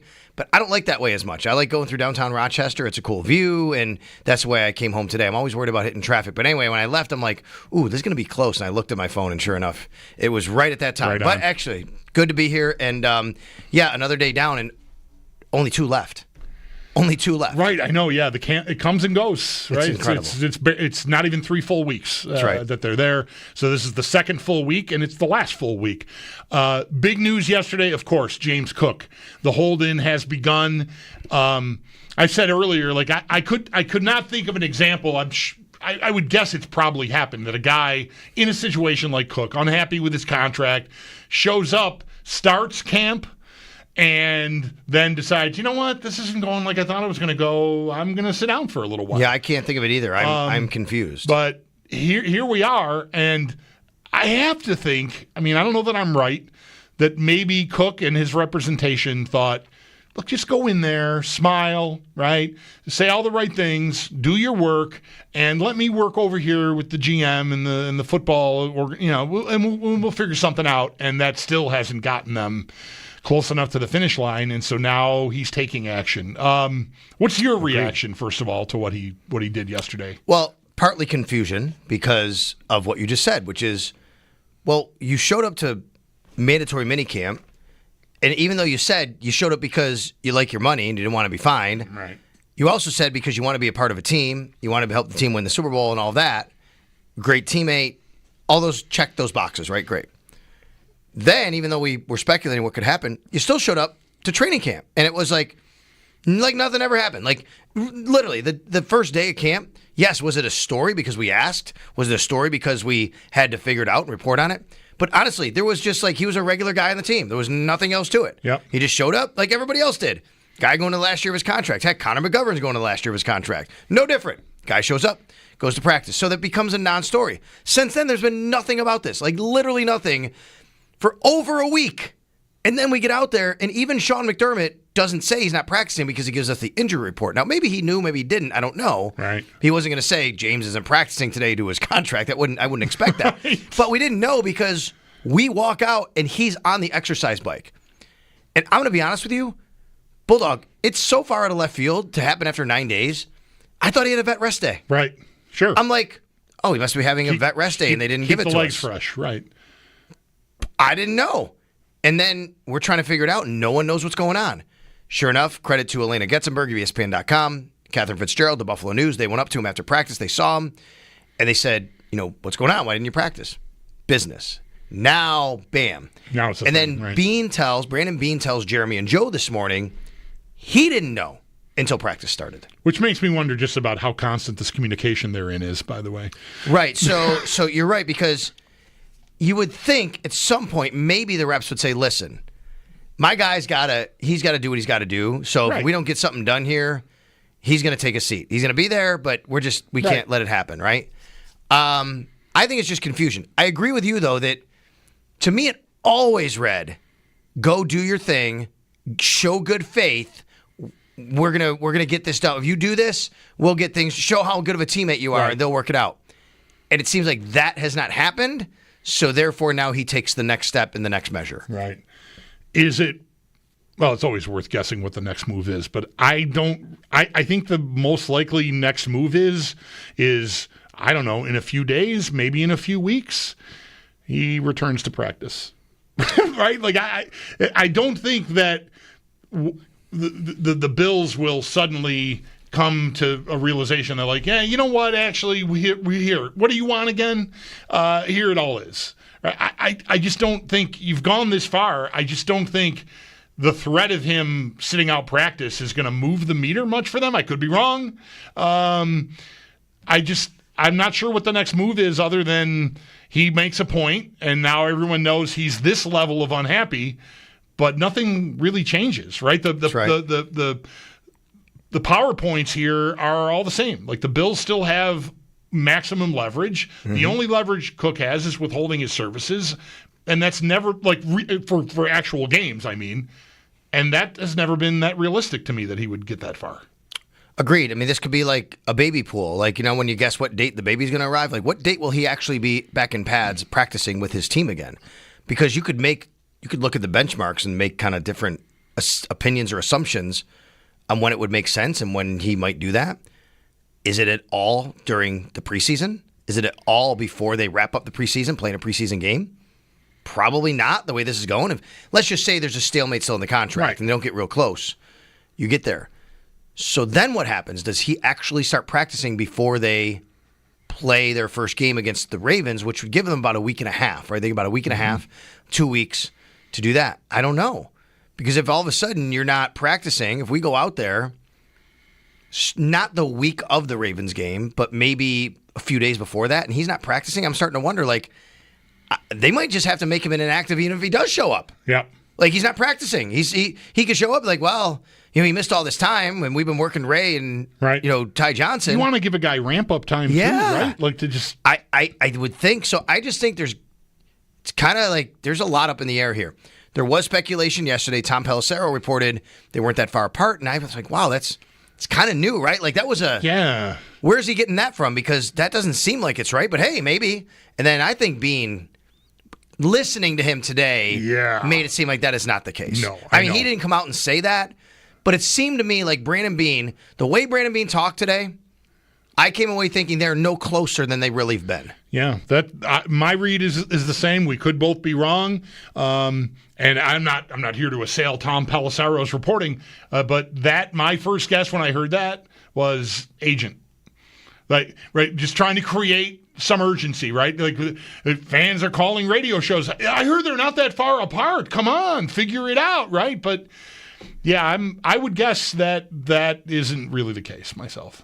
And then it gets to, well, if they are getting close, you understand from one sense, which is it's like a hockey player getting traded. You take him off the ice the day of the practice. Right. So he says, I don't want to get hurt. I'm close to signing this deal, so I just don't want to go out there and risk anything that day. And, of course, I think the team would still kind of honor it, something like that. But whatever. I totally get that. So there was speculation about that. I mean, there was speculation about maybe he's involved in a trade package. Yes. I don't think that's right. the deal.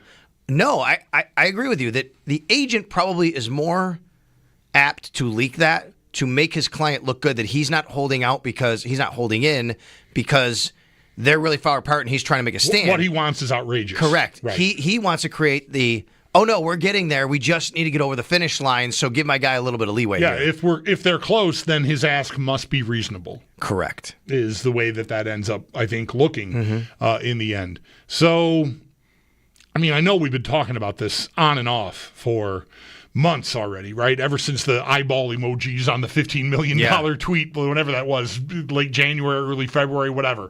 How big a deal? Like, if James Cook were to be traded, if James Cook were to just literally go home, what does it do to the 2025 Buffalo Bills in your view? I don't think any win-loss market is getting impacted. You can ask your guy Sammy P when he's on or somebody like that. I don't think that's the case. I think that the Bills we can lose. do that on Friday when you're there with you me. Go. We're going to talk to Sammy on Friday. There we go. Anyway, go ahead. I think the Bills lose some dynamic ability at a position on offense. I think overall, having Josh Allen, having the offensive line they have, I don't think that it should preclude them from winning a lot of football games. They have guys in the backfield they trust, guys that have done a good job. Look, we talked to Ray Davis today. By the way, Zach, I put Ray Davis and Ty Johnson in Dropbox for you, so there you go. So we got the sound from them. And I say that because there's some good quotes in there from Ray Davis and Ty Johnson about James' situation. They don't want to really speak on his business part of it, right? But they're both very supportive. Ty Johnson said he's handling his business like a man, and I respect that. He's a man who's handling it like a man. I respect that. Ray Davis said, look, I'm just going to control what I can control, and, he's got to do what he's got to do, but I got to be ready to play, essentially. I asked Ray about, you had this opportunity against the Jets last year. Let's go back to that game. Let's remember that game. Ray Davis and Ty Johnson, they were the guys against the Jets on a Monday night. And, yeah, I know it's the Jets. They weren't the best team in the league. Good defense, though. The Bills ran the ball really well. First drive of the game, they went down their throats, and they scored. I think the Bills are very confident in the guys they have behind James Cook that they can go out and win a lot of football games. Yep. That's very much how I feel, and it ends up, I think there's no way to not have it shine a less than complimentary light on Cook. I like Cook. Cook's, I think, a very, very good player and mattered a lot to this team last year, but I think some other running back could matter almost just as much if they got to the point. You're losing, what are you losing? You're losing the runaway from DB's ability that Cook, I think, really flashed last year for the first time. Do you remember that? I didn't feel like he had the extra gear. No, but I do remember 2 training camps ago, not last one, but the one before that, I remember almost every day, Joe DiBiase and I would be talking, and I would say, Joe, I said, every day out here, James Cook busts off a big run. Like, every day out here. Like, that started to percolate. I don't know how many he had that year, maybe 1 or 2, but last year it seemed like 1 a week last year. Yeah. It seemed like 1 a week. And that wasn't just in the run game. If he got a pass or something, he could do that. That's the funny part about it. I know Jeremy and Joe talked about this morning. They're right. He comes into this league with this reputation as this big high pass catcher, swing out of the backfield. I mean, they don't get J.D. McKissick, so they draft James Cook. If they sign J.D. McKissick, they don't even draft James Cook, most likely, right? So he comes into this league, we got to have a pass catching running back, another option out of the backfield. His first year, when he was really getting time, that was kind of how they used him, and he dropped a couple passes. By the time he gets to 2.5, 3 years in, oh no, he's a running back, and we can use him between the tackles, and he can be a guy that we can kind of do all this other stuff that we didn't really draft him for. But the pass catching hasn't even been the strong suit. He's dropped passes. That's what Ty Johnson comes in for. Right. And his pass blocking is a problem for him being on the field on third down, see the end of the Kansas City game. So it all just adds up. Let's get to your best of training camp today before I forget, because I will, before I start talking about Khalil Shakir's injury. The best of training camp is brought to you by Northtown Automotive. Get a Northtown Engine Shield engine protection warranty on new and used vehicles. It's a double best of. It's on the field and off the field from the same guy. He made a play, and one of his coaches talked about him even before that. It's a guy you know I love. Who do I love in this team? He's been here for 7, 8 years now. I've been talking him up for many years, and it's one of those guys I'm so glad I was right about. Cam Lewis. Bobby Babich talked. If there's any thought that Cam Lewis isn't on this team, shut it down. The way Bobby Babich talked about Jordan Hancock and then morphed into talking about Cam Lewis, essentially he said, we could even, I don't know if you have the clip on it or not, Zach, I can even play it, but Bobby Babich talking about Jordan Hancock. He was asked about Jordan Hancock. He said he actually called Jordan Hancock last night. Bobby Babich, defensive coordinator. He said, yeah, I called him. I try to stay in constant communication with my guys. And my message basically was, you're doing a great job. We love your progress. You have to be more buttoned up on the details. It's the details, he said. And it's hard on a guy who's trying to learn multiple positions, right? It's like, man, but he's got a little bit more on the details. Then he kept going. He goes, he's a rookie. He's a rookie. He said that twice. And then he said, but he's got the best guy to learn from. There's a guy right there next to him every day in that meeting room. Look at Cam Lewis. Look what Cam does to our team. Look what he means to our team. That guy can play multiple positions, never complains about a darn thing, goes out there and does his job every single time. That's a guy who's on this team. I don't care. At the end of the day, if Jordan Hancock, you think he's a cheaper Cam Lewis. No. He's a guy that they want to be like Cam Lewis someday. No doubt about that. Then Cam goes on the field, and he picked off Josh Allen in a red zone drill and made a great pick over the middle.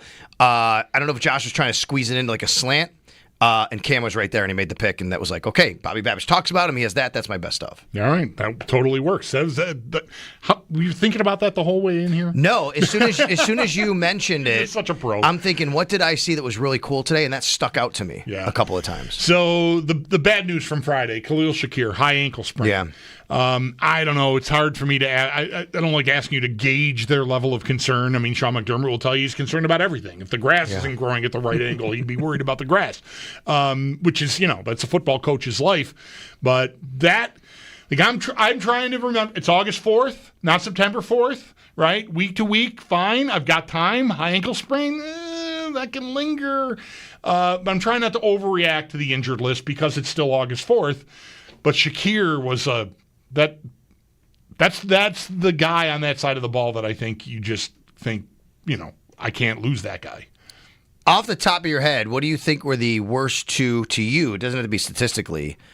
Worst two Buffalo Bills offensive games of last year. Off the top of your head, do you remember Well, the Baltimore game was pretty bad. No, the Houston game was worse. Josh's numbers in the Houston game were horrendous. The Baltimore game had a big play to Shakir that was kind of a broken play, but still, whatever. It was a big play down the field. But those two games? Yeah, I think so. What's the common denominator? Shakir got hurt in the Baltimore game in the first series. Okay, right. He was not right that game. He got loose, but he was not right. He missed the next week. The common denominator of last year, having the two worst offensive outputs you've had all year, Khalil Shakir wasn't a part of the game. I think that speaks volumes of what he means to this team. Now, what do they do in the offseason? We got to build around what we're doing. And not build around Khalil Shakir, but give more options to the offense. Because I think what happened was last year, Shakir does so many little things right for them that he becomes such a weapon at all different levels of the field that he allows other people to kind of be in different spots and you can create matchups. You lose Khalil Shakir last year, suddenly everybody's in a box. And it's way different and way easier to defend the Buffalo Bills. We're going to put this guy here, that guy here, and we're on you, and we're going to come up and press you or whatever. That's what I fear when I think about Shakir this year, although I do think that they enhanced their wide receiver core with different abilities now with Joshua Palmer and Elijah Moore, and you hope Keon Coleman takes a step and Dalton Kincaid's healthy.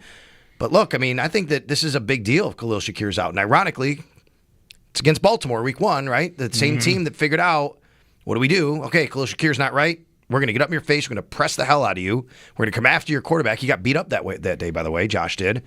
And that's a team the first week you play that if he's not as healthy as can be, you better have some more options you did last year. I'll tell you that. Yeah, that is definitely not a guy they're rushing anywhere. No, right? It's gonna it's good. It's good that Khalil's been in the league a while. He's dealt with this injury last year. He dealt with this same injury, and he's such a hard worker. Like you don't have to worry about a guy like that. When he's ready, he'll be ready to come right back in, I think. You don't have to rush him back. You don't have to. Even I would say, yeah, you want to do right by the ramp up time, but even with a guy like that, maybe the ramp up time is a little less. Yeah.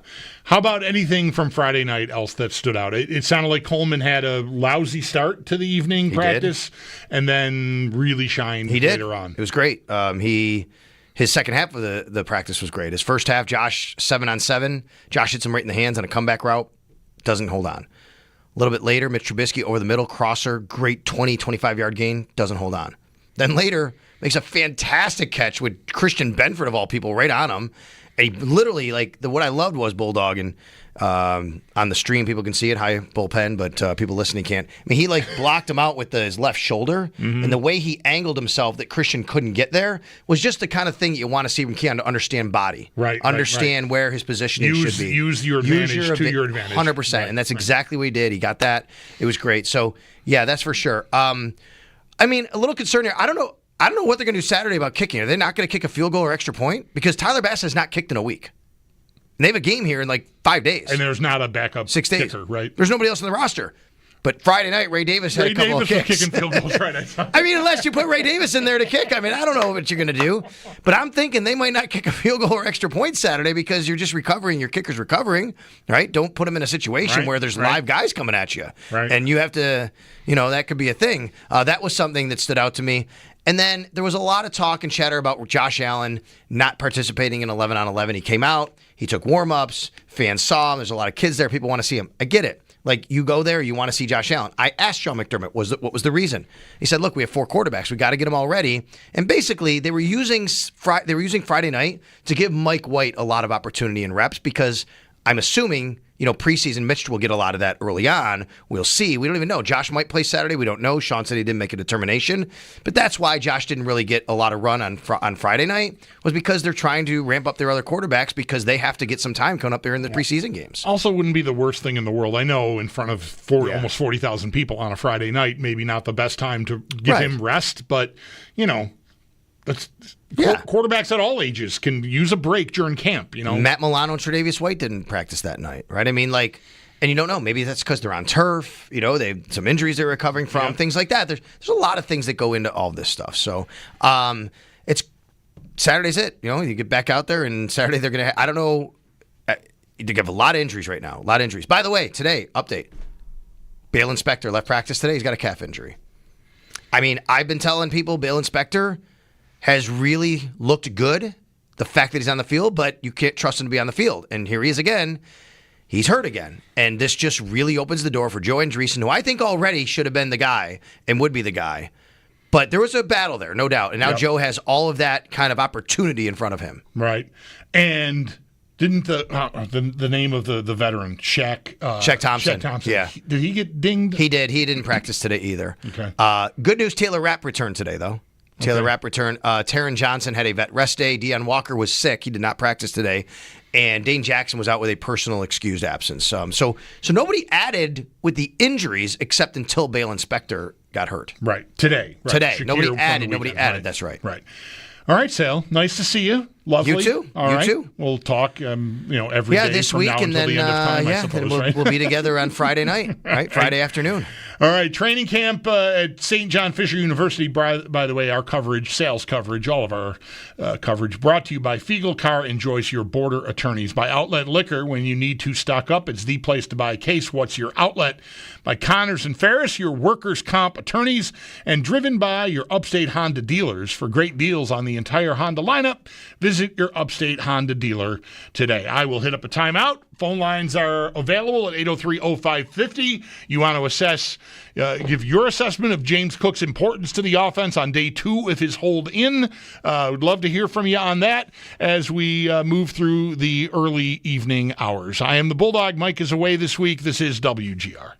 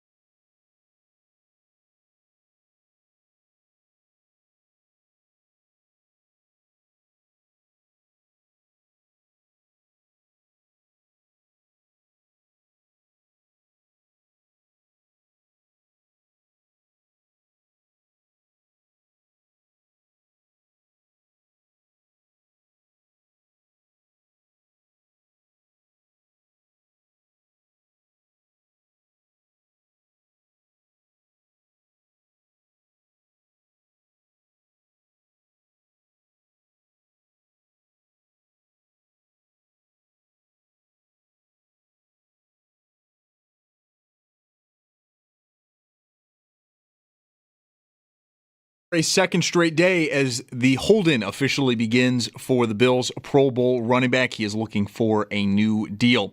Before the Bills, though, got on the practice field today, General Manager Brandon Beane, he spoke with our morning show, Jeremy and Joe, on Cook. And if you missed any of that interview or you want to listen to the entire thing, you can find it at the Odyssey app or on our website, WGR550.com. Also at our website, our own Sal Capaccio has a piece on today's practice, including who missed and who picked up an injury. Balin Spector leaving today with a calf injury. And coverage of Bills training camp from St. John Fisher University is brought to you by Fiegel Car and Joyce, your border attorneys. By Outlet Liquor, when you need to stock up, it's the place to buy a case. What's your outlet? By Connors and Ferris, your workers' comp attorneys. And driven by your Upstate Honda dealers. For great deals on the entire Honda lineup, visit your Upstate Honda dealer today. We also have a packed afternoon of baseball. Just after 7 o'clock, the Mets will have Cleveland in town. A little after 8, the Yankees. They're down in Texas. They're going to take on the Rangers. Then at 8:40, the Blue Jays out in Colorado. They will go up against the Rockies. That's your Paddock Chevrolet Sports Headlines. Paddock Chevrolet celebrating 90 years of being your hometown dealership. I'm Zach Jones for WGR Sports Radio 550.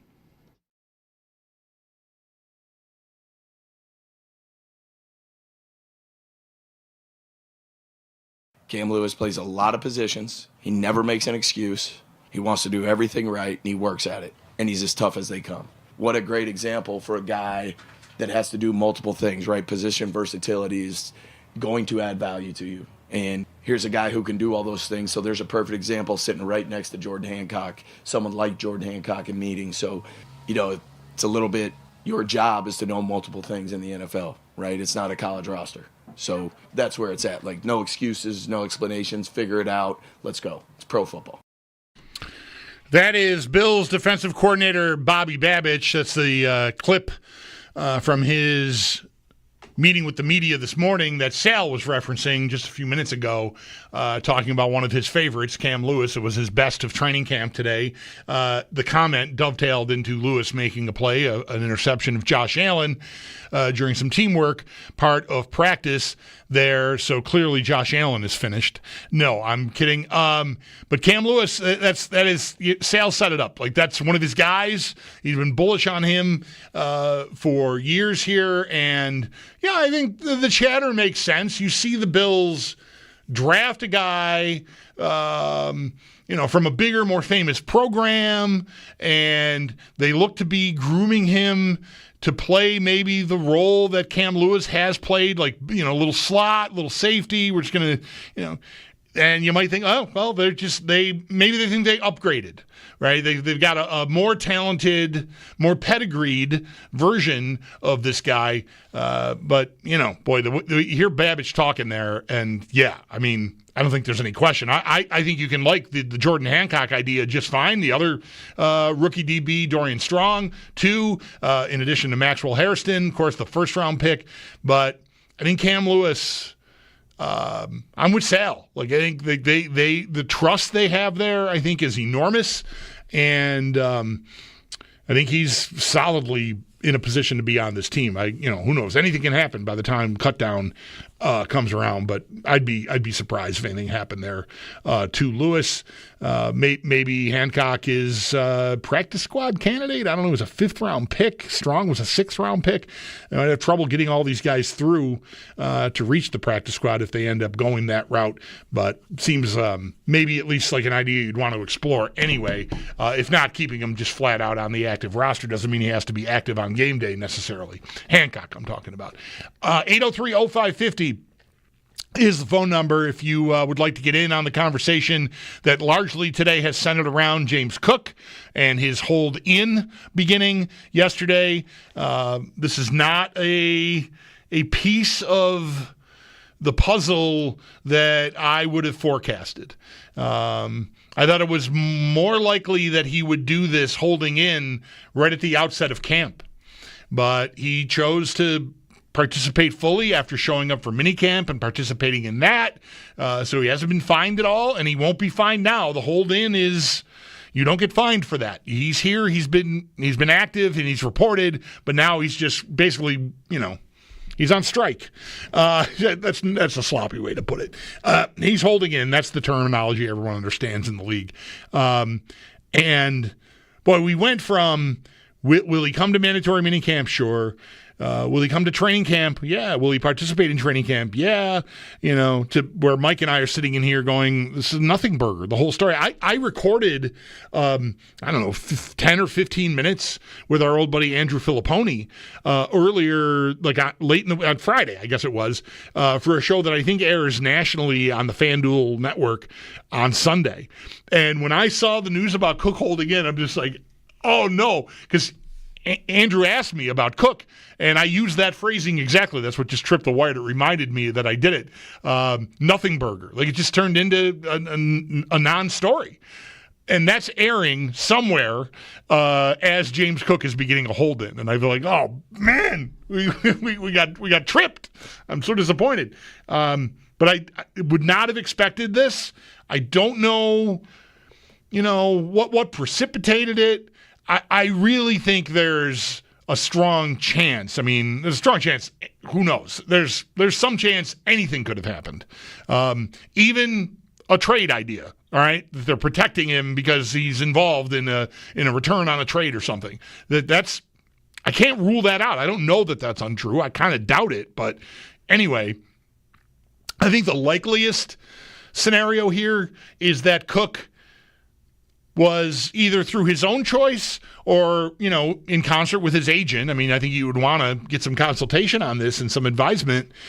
Might have thought, and Cook probably wanting to be viewed as a good teammate, right? All the things he said.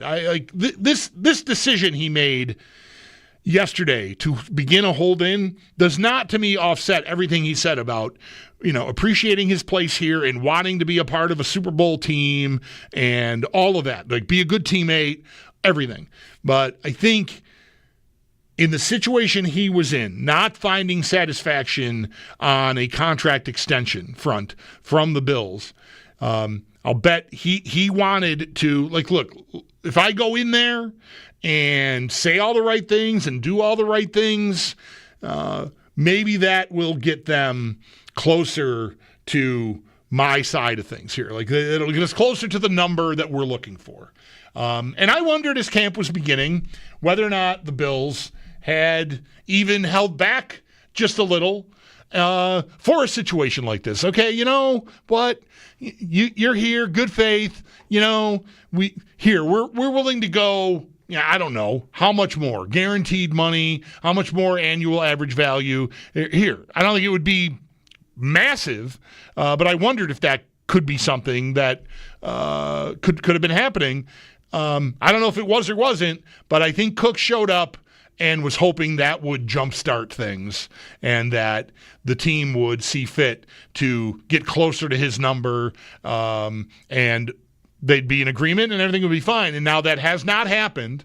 Here we are, right? We're almost through training camp. We're into the second full week of training camp, and guess what? There's only 2 full weeks of it. It's over.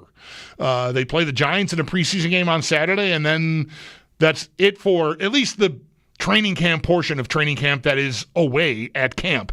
They will continue practicing here and working towards their season opener in these preseason games from their home base in Orchard Park, but the St. John Fisher University portion is over.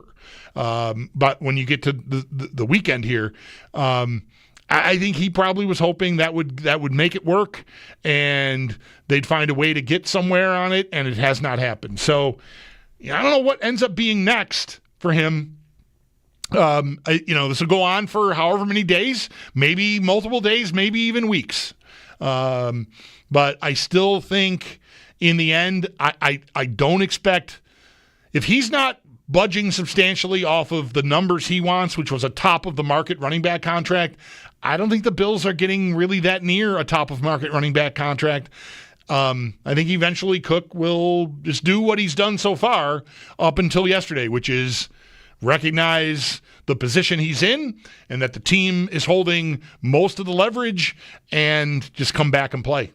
It's what I expect will happen. We'll see, That being said, what I did not expect this yesterday morning, that Cook would begin a hold-in, but he has.